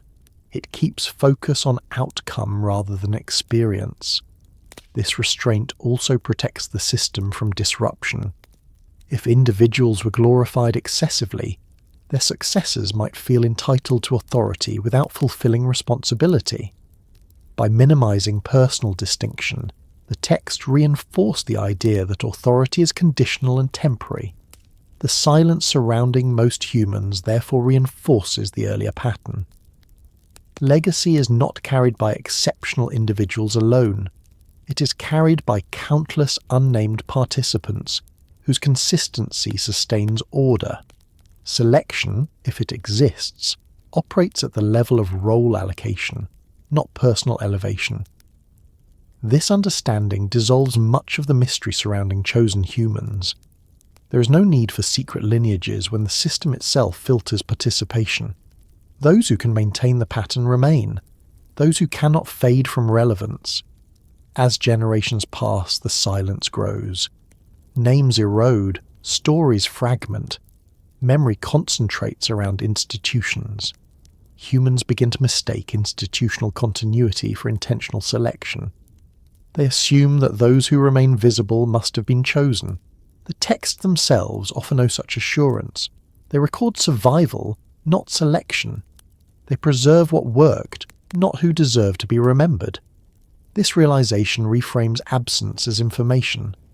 The lack of names tells us that the system did not value individuality as a carrier of legacy. It valued reliability, repetition, and structure. Humans mattered insofar as they participated in those patterns.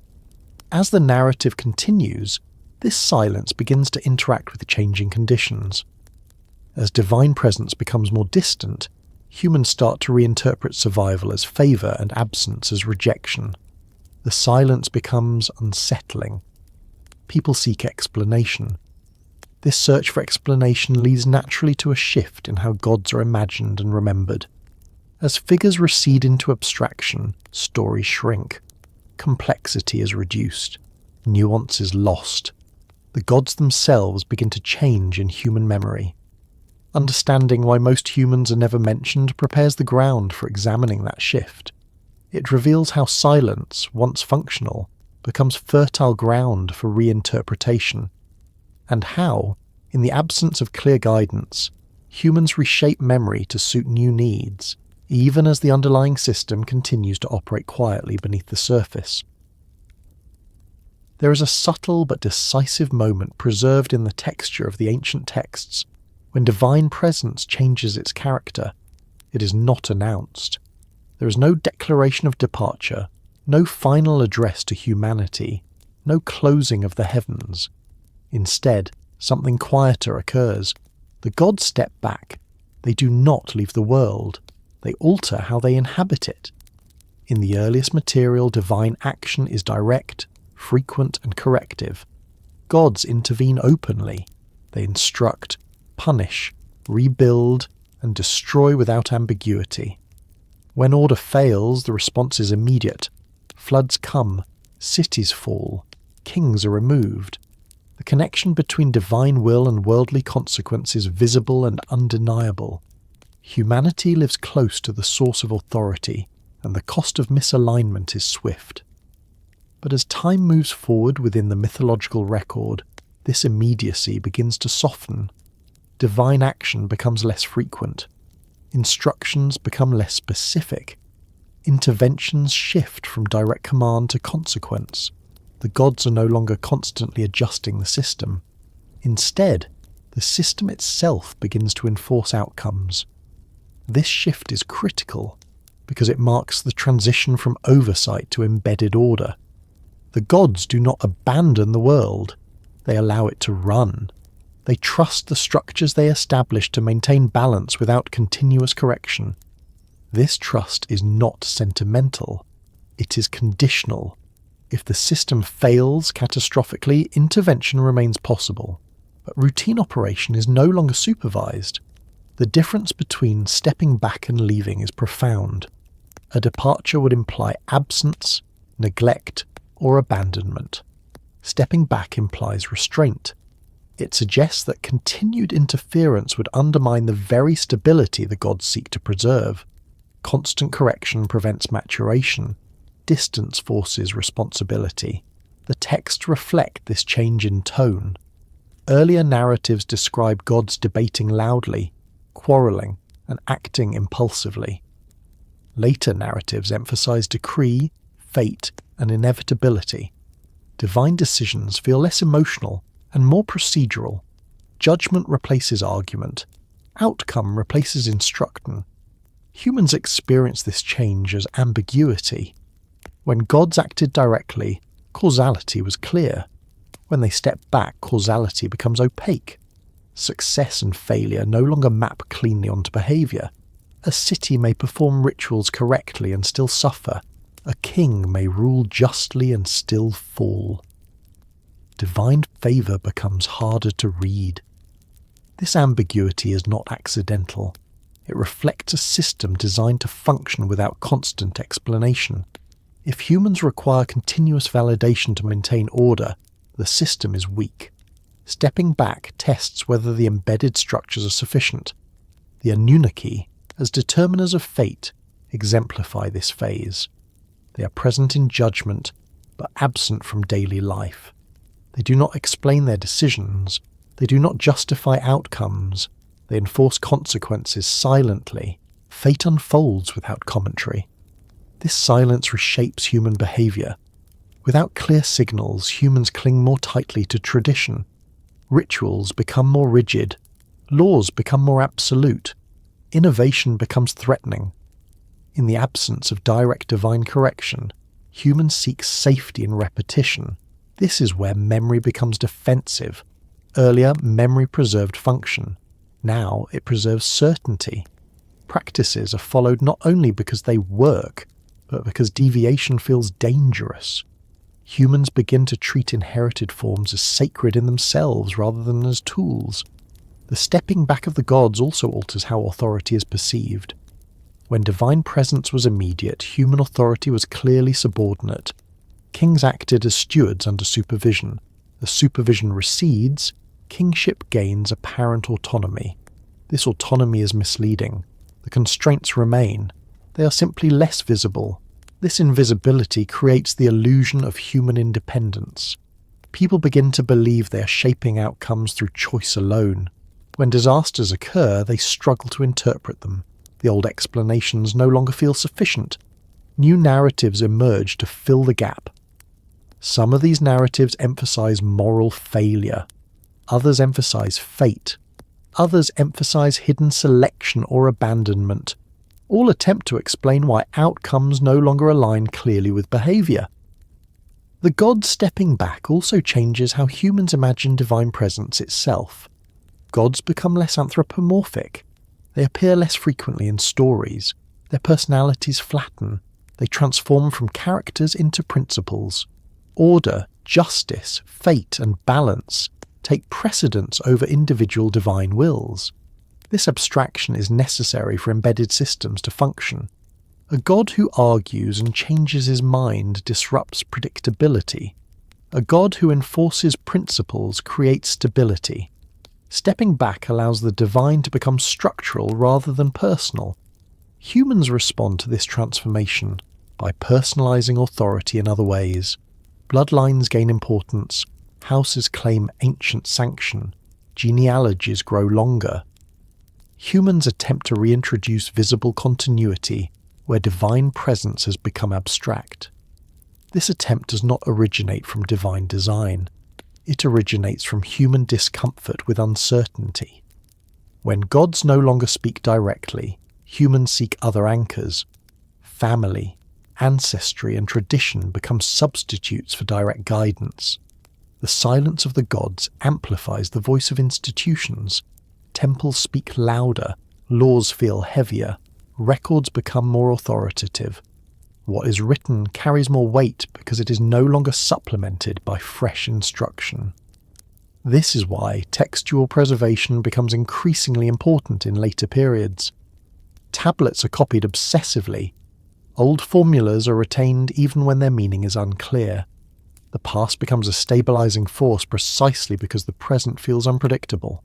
The god stepping back also reshapes how humans interpret suffering. Earlier, suffering could be attributed to specific divine displeasure. Later, suffering becomes part of fate. It no longer requires explanation. It is endured rather than negotiated.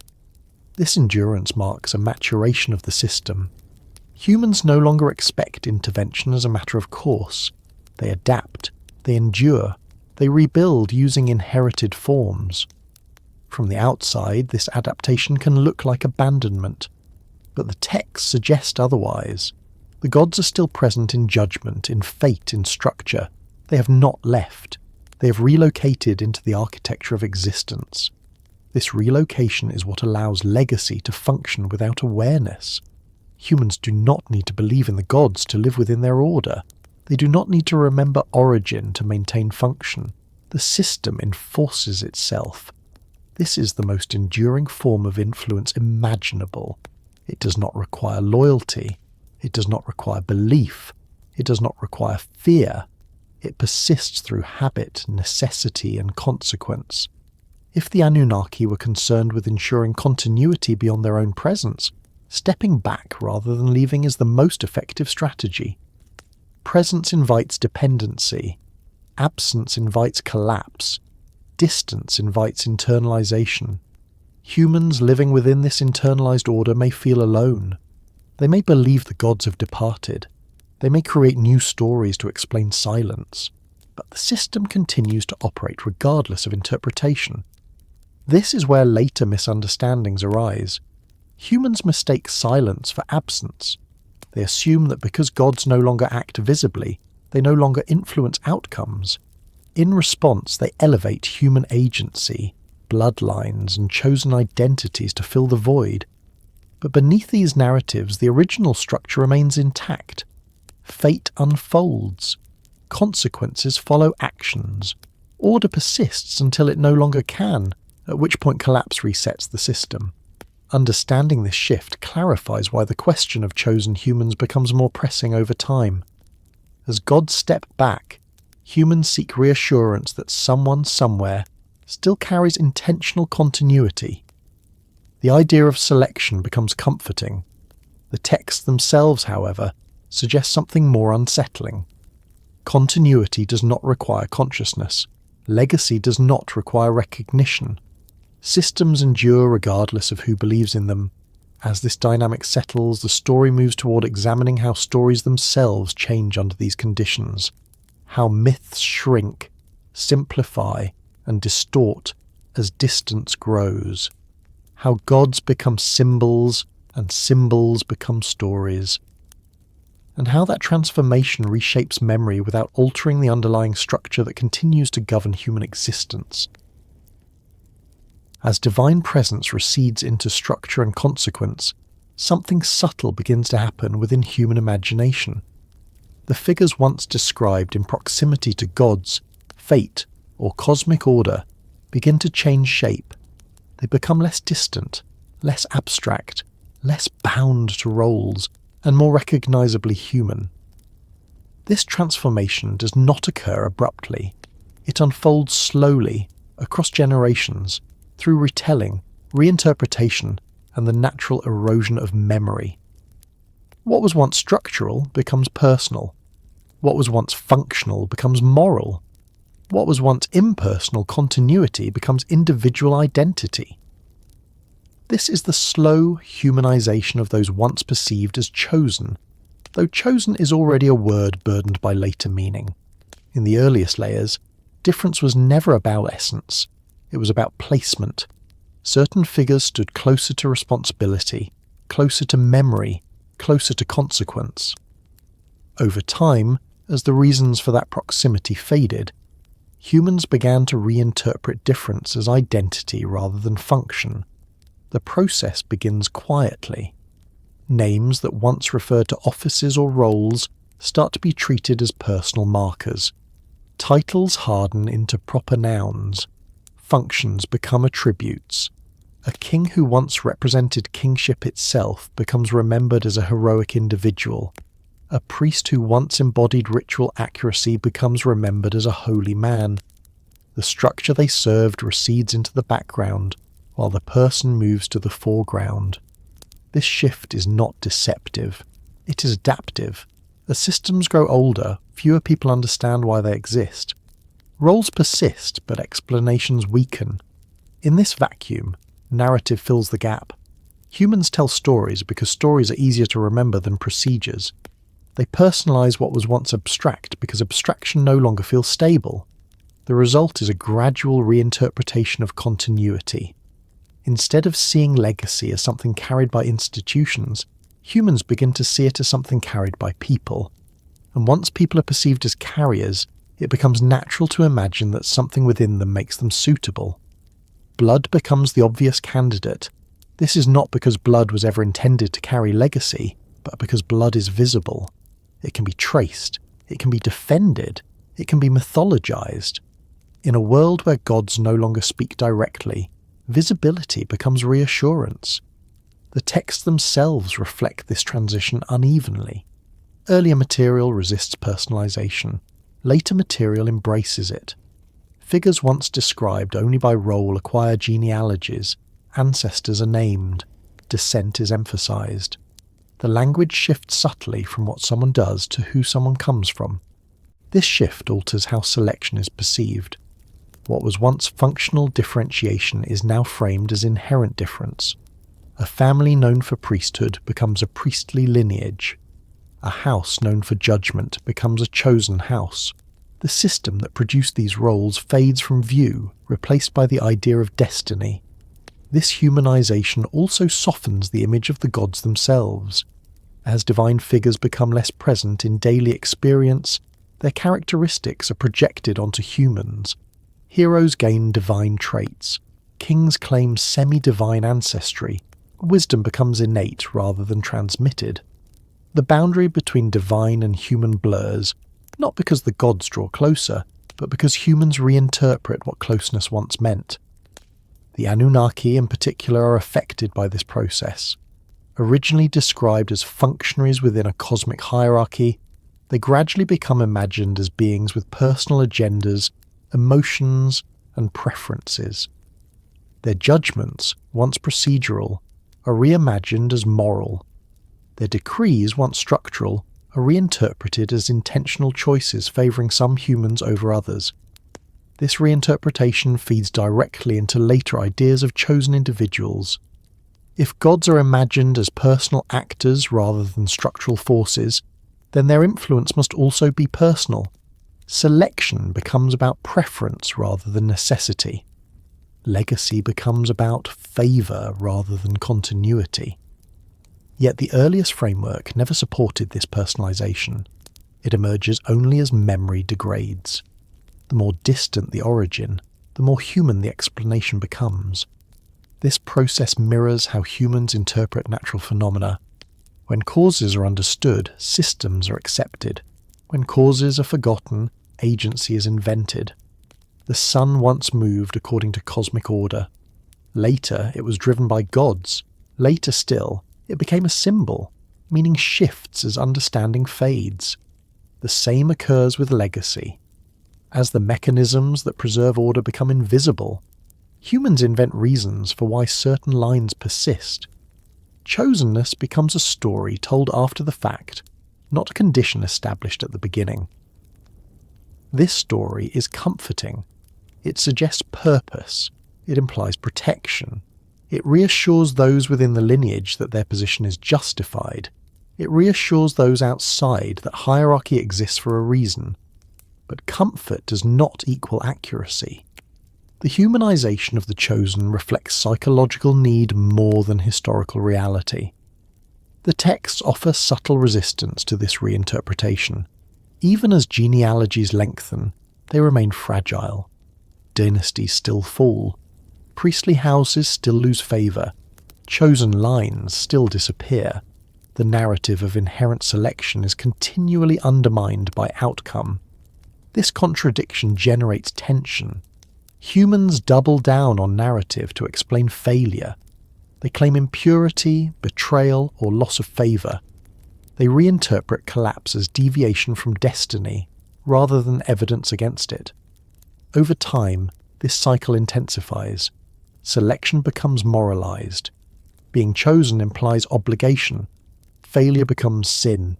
Legacy becomes burdened with expectation. This moralisation marks a further step away from the original framework. In the earliest texts, failure is functional. It indicates misalignment. In later interpretations, failure becomes ethical. It implies corruption. The slow humanization of the chosen thus transforms how responsibility is understood. Originally, responsibility attached to role. Later, it attaches to identity. This shift increases pressure on individuals and families, even as it obscures the systems that truly govern outcomes. As this transformation unfolds, myths become more dramatic.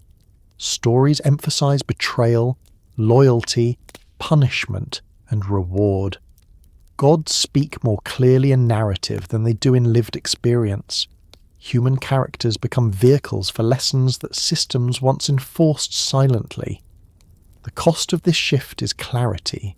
When legacy is understood as personal, its failure feels catastrophic. When it is understood as structural, failure is expected and correctable. Humanization raises stakes while reducing adaptability. This is why later cultures struggle so intensely with collapse. When systems fail, it feels like betrayal of destiny, rather than predictable consequence. Blame replaces repair. Nostalgia replaces adjustment.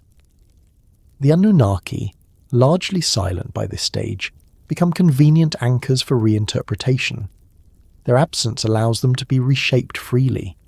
They become ancestors, overseers, or judges depending on narrative need. Their original role as administrators of balance is overshadowed by imagined intent. This imaginative freedom fuels later speculation. If gods once chose humans, perhaps they still do. If legacy once resided in blood, perhaps it still does. The idea becomes self-reinforcing. Yet the foundational structure remains unchanged. Systems continue to operate. Consequences continue to unfold. Memory continues to shape behaviour regardless of belief. Understanding the slow humanization of the chosen reveals how easily legacy is misunderstood once its original mechanisms fade from view. What appears as intentional selection is often the residue of adaptation. What feels like destiny is often habit. As this process completes, myths reach a point where gods no longer actors within the system, but symbols of it. Stories shrink, complexity is reduced, roles collapse into characters, characters become archetypes. This reduction sets the stage for the next development. When gods become symbols and symbols become myths, the distance between origin and interpretation grows so wide that the original framework is barely visible, yet it continues to function beneath the surface. Examining that transformation reveals how memory, once externalized into structure, becomes internalized into story, and how story, once internalized, reshapes perception without altering the underlying patterns that continue to govern human life. As distance from origin increases, names lose precision long before structure does. This is one of the most consistent patterns visible across the ancient world, and it is especially pronounced in the Mesopotamian record. Figures blur, merge, and transform, while the roles they once fulfilled remain remarkably intact. What survives is not biography, but function, not identity, but pattern. Myths, in this sense, do not exist to preserve who did what. They exist to preserve how the world is supposed to work. In the earliest layers, gods and humans are described with a clarity that reflects proximity. Roles are defined, domains are distinct, relationships are functional. As time passes, that clarity erodes. Names are repeated in different contexts, attributes shift, stories contradict one another. Yet beneath this apparent confusion, the same structural relationships persist. Order must be maintained, boundaries must be respected, consequences follow action, authority flows downward and responsibility flows upward. This is why myths are resilient even when details fail. A myth does not collapse because a name changes or a genealogy becomes confused. It collapses only when the structure it encodes is no longer relevant. As long as the structure remains necessary, the myth survives, adapting itself to new languages, new cultures, and new expectations. The Sumerian myths that endure longest are those that encode universal functions. Creation myths preserve the separation of domains. Flood myths preserve the reset mechanism. Descent myths preserve the inevitability of death and return. Judgment myths preserve the idea of consequence. The characters involved vary, but the roles remain consistent. When later cultures inherit these stories, they often assume that the names are the point. They attempt to reconstruct lineages, identify historical figures, and align mythic characters with real people. This impulse misunderstands the purpose of myth within the original system. Names are placeholders, they anchor attention, but they are not the message. This explains why the same myth can appear with different gods in different cities. In one place, a god of wisdom performs a role. In another, a different god does the same. The role matters more than the actor. Local tradition adjusts the cast without altering the structure. The myth continues to function because its internal logic remains intact. This flexibility is not error. It is design. A myth that depends on precise names would fail as soon as language shifts or political authority changes. A myth that depends on structure can survive conquest, translation, and collapse. This is particularly relevant when examining stories that later readers interpret as evidence of chosen individuals or lineages. When a myth describes a favoured king, a wise ancestor, or a heroic founder, the temptation is to read that figure as unique. But uniqueness is rarely the point. The figure represents a role that must exist within the system. The myth ensures that the role is remembered even if the person is forgotten. Over time, the role may be filled by many individuals, none of whom resemble the original figure in detail. The myth adapts, names are reused, attributes are reassigned. Memory compresses multiple lives into a single narrative symbol. What survives is not history, but instruction. This compression creates the illusion of chosenness. When many individuals occupy the same role across generations, later memory fuses them into one. That fused figure appears extraordinary. They seem larger than life because they are not one life. They are many. This process is visible in the way early kings become mythic ancestors. Historical rulers with limited reigns are remembered as long-lived figures. Their deeds are exaggerated. Their failures are erased. The resulting myth does not aim to deceive. It aims to preserve the shape of kingship as it ought to be. The same process applies to priests, judges, and teachers. Individual names fade. The role remains. Later traditions assign a single founder to explain continuity. The founder becomes chosen not because they were selected, but because memory requires an origin point. This origin point is often projected backward into divine time. Gods are said to appoint the first king, the first priest, the first lawgiver. This appointment legitimizes the role indefinitely. It anchors authority beyond human challenge. But the anchoring does not require biological descent. It requires repetition. As long as the role is performed correctly, legitimacy persists. When it is not, legitimacy erodes regardless of ancestry. This is why myths rarely concern themselves with succession details unless something goes wrong. Smooth continuation requires no explanation. Disruption demands narrative. When a dynasty collapses, myths emerge to explain why. When a priesthood fails, stories of impurity or betrayal appear. Myth functions as repair mechanism, not record. The Anunnaki fit into this pattern precisely. Their names and attributes vary across texts. Their number shifts. Their functions overlap. Yet their role remains stable. They judge. They decree. They enforce consequence. They are associated with fate rather than action. They do not need consistent characterization because their function does not change. Later interpretations that imagine the Anunnaki as historical beings with fixed identities struggle with this variability. They attempt to reconcile contradictions by positing secrecy, loss of knowledge, or deliberate obfuscation. The simpler explanation is structural. The myths preserve what matters. Names are expendable. This expendability extends to humans as well. Most humans are unnamed because naming them would not preserve structure. It would distract from it. When a human name survives, it is because that individual's actions altered the pattern. Even then, the narrative focuses on the alteration, not the person. This approach to memory is deeply alien to modern sensibilities. Modern cultures value individuality, biography, and personal achievement.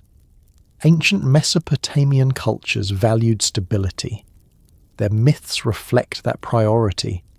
Understanding this helps clarify why myths about chosen humans persist, even when evidence does not support literal selection.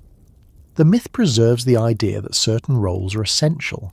Humans interpret that necessity as preference. The structure does not care how it is interpreted as long as it is maintained. As divine presence recedes further, myths take on greater importance. They become the primary way structure is communicated. Ritual instruction may be forgotten. Legal rationale may fade, but story remains accessible. It can be told, retold, and reshaped.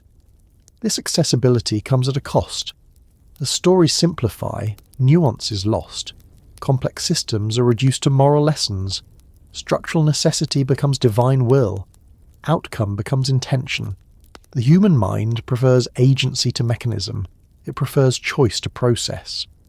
Myths evolve to satisfy that preference. Gods choose. Gods favour. Gods punish. The underlying system remains unchanged, but its explanation becomes personalised. This personalisation feeds later theories of selection and legacy. If gods choose in stories, perhaps they choose in reality. If myths speak of favoured lines, perhaps those lines carry something essential. The leap is understandable, but it's not supported by the original framework. The myths themselves resist fixation. They contradict one another. They shift emphasis. They refuse to stabilise around a single narrative. This instability is not failure. It is protection. It prevents any one interpretation from becoming absolute. When myths preserve structure rather than names, they allow continuity without rigidity.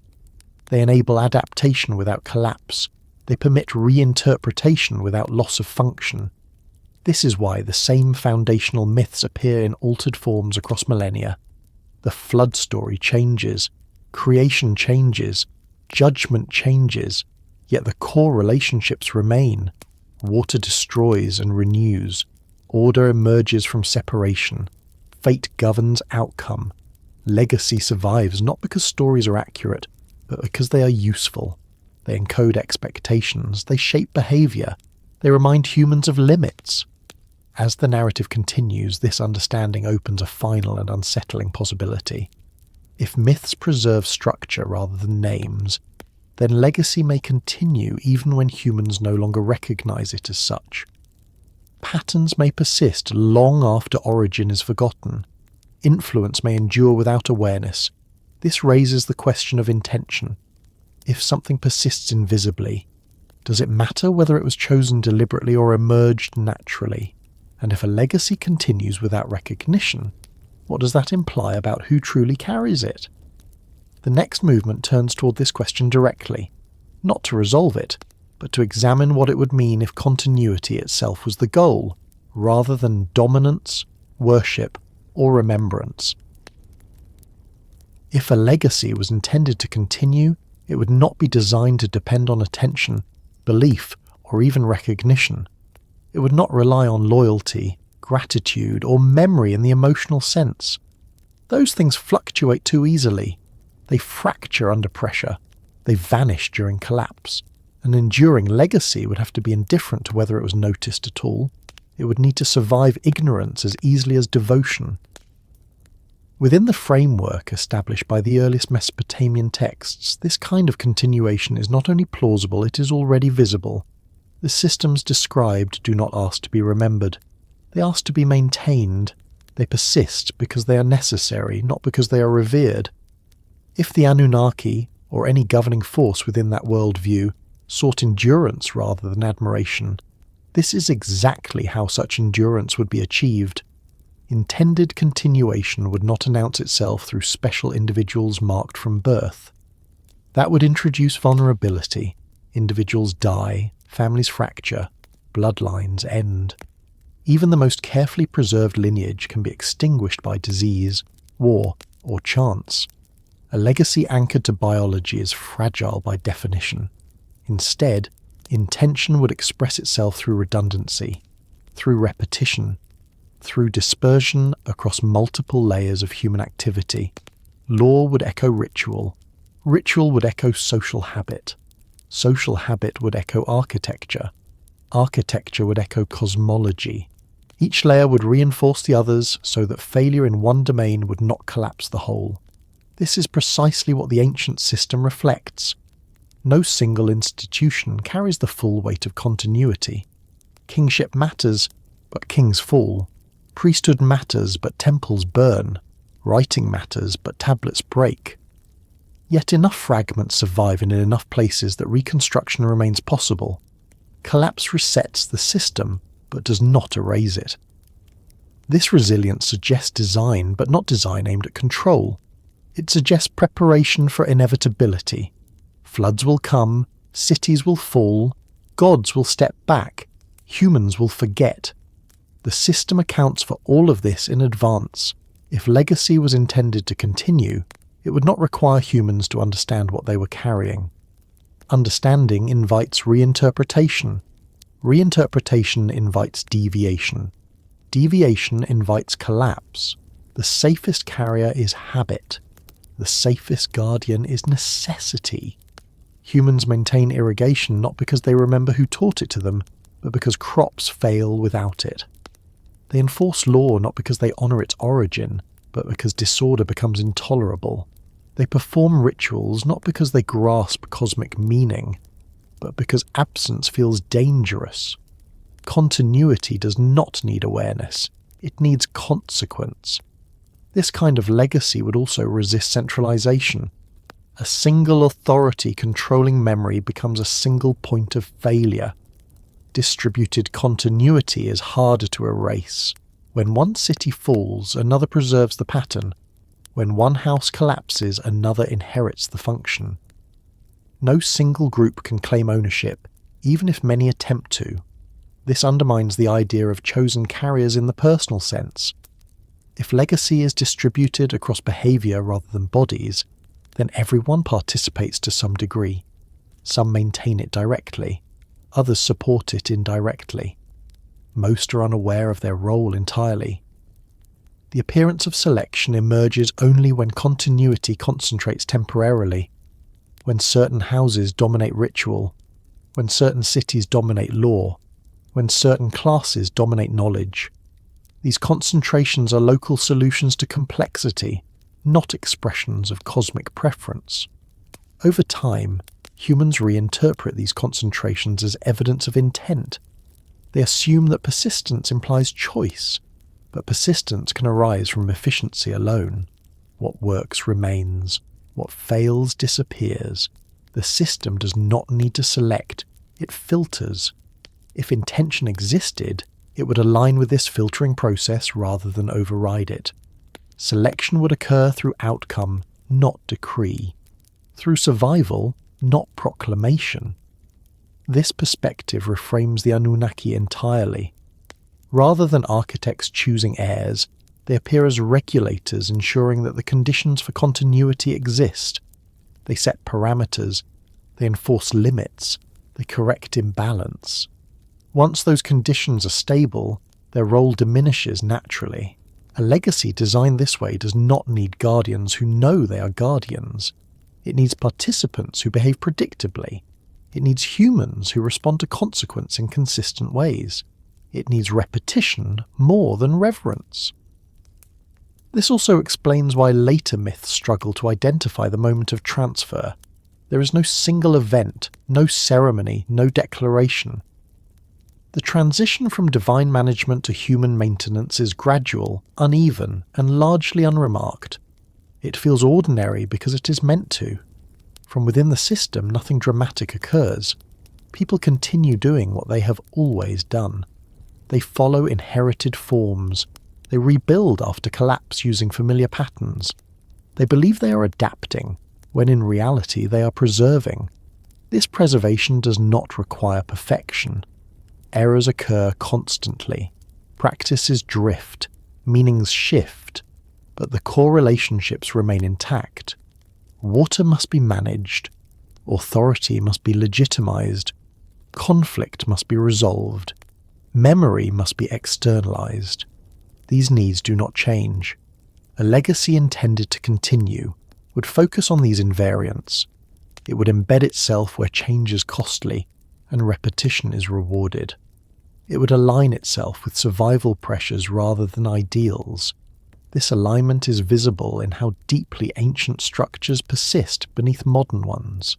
Administrative systems still rely on record-keeping.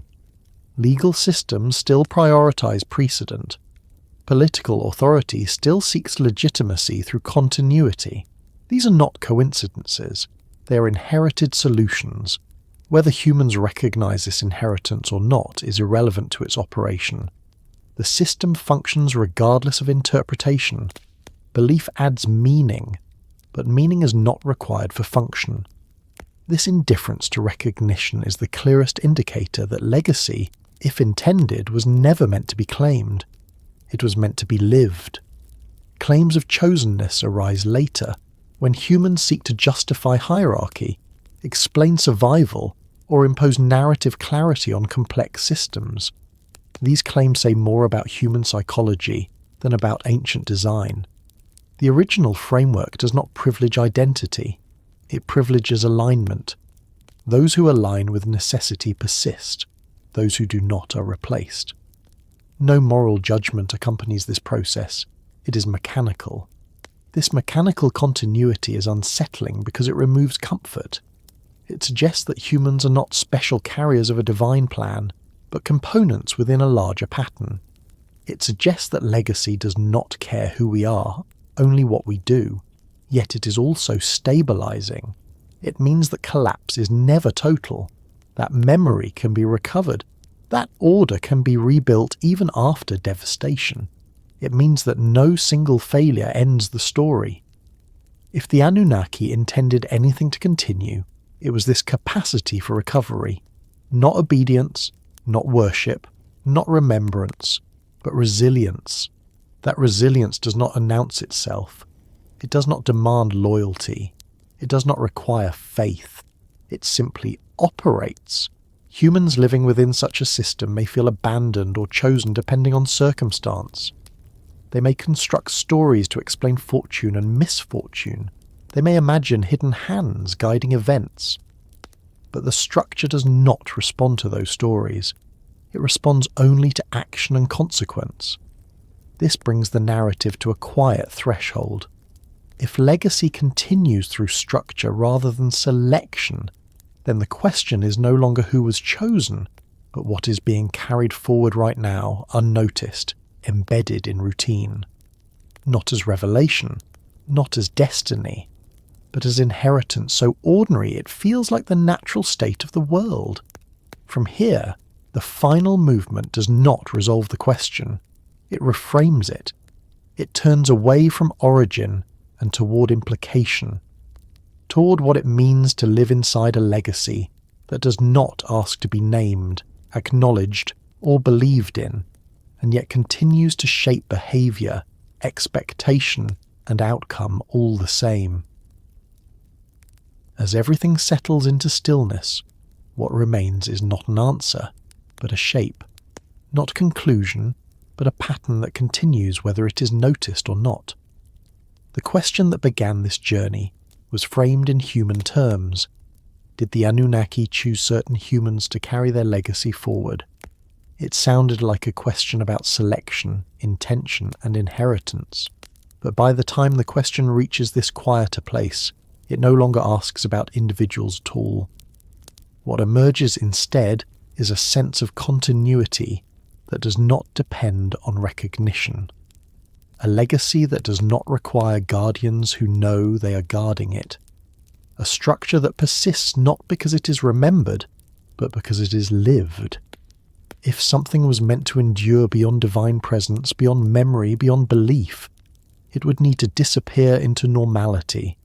It would need to become indistinguishable from the world itself, not hidden, but unremarkable, not secret, but assumed. The most successful inheritance is the one that no longer feels inherited at all. Human lives move through systems they did not design.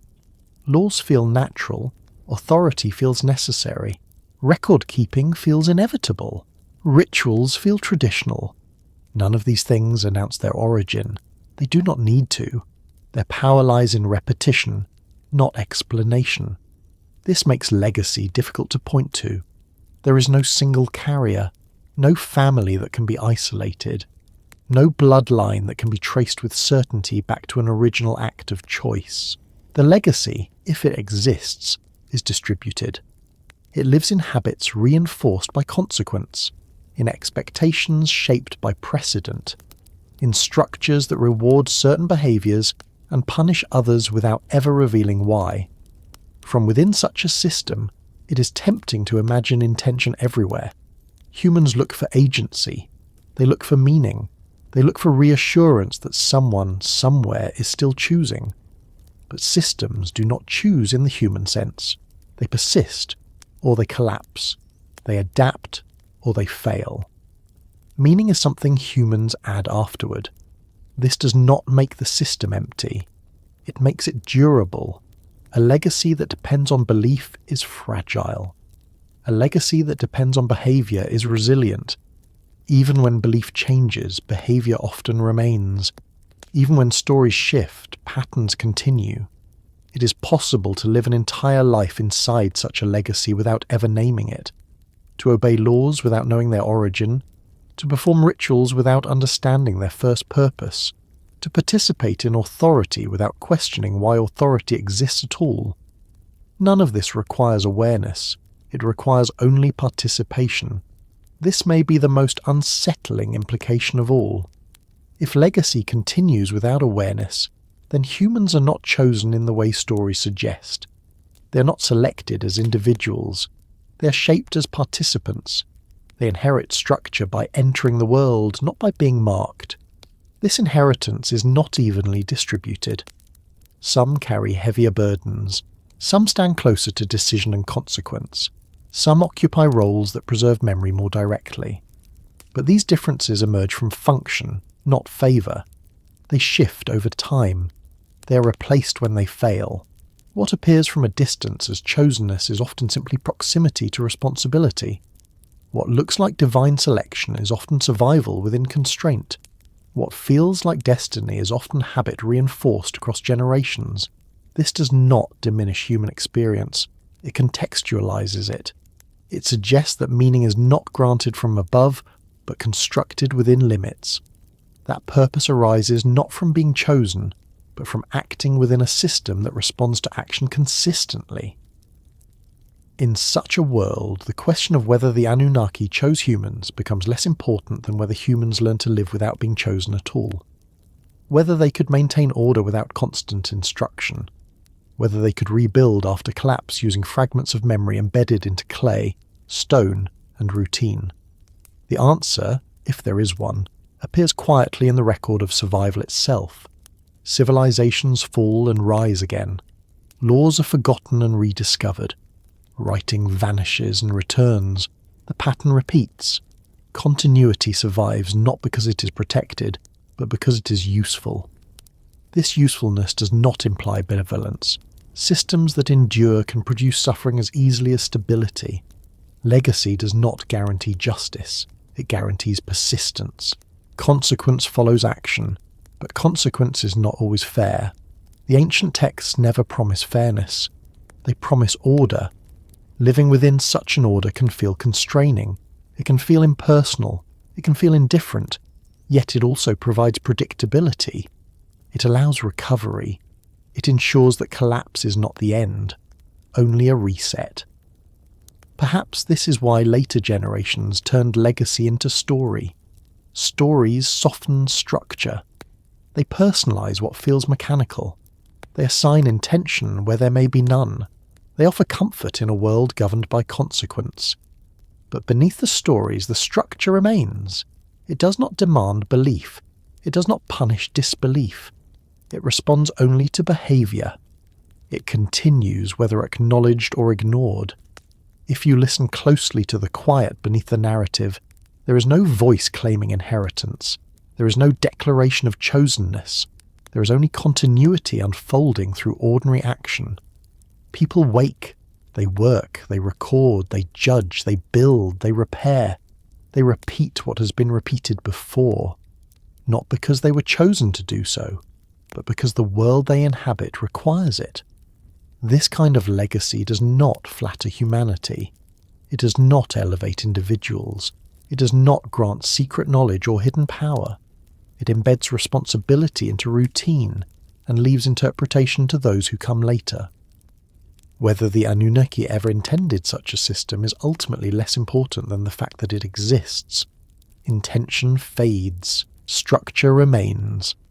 As the day gives way to night and attention loosens its grip, this may be the only thought worth carrying forward.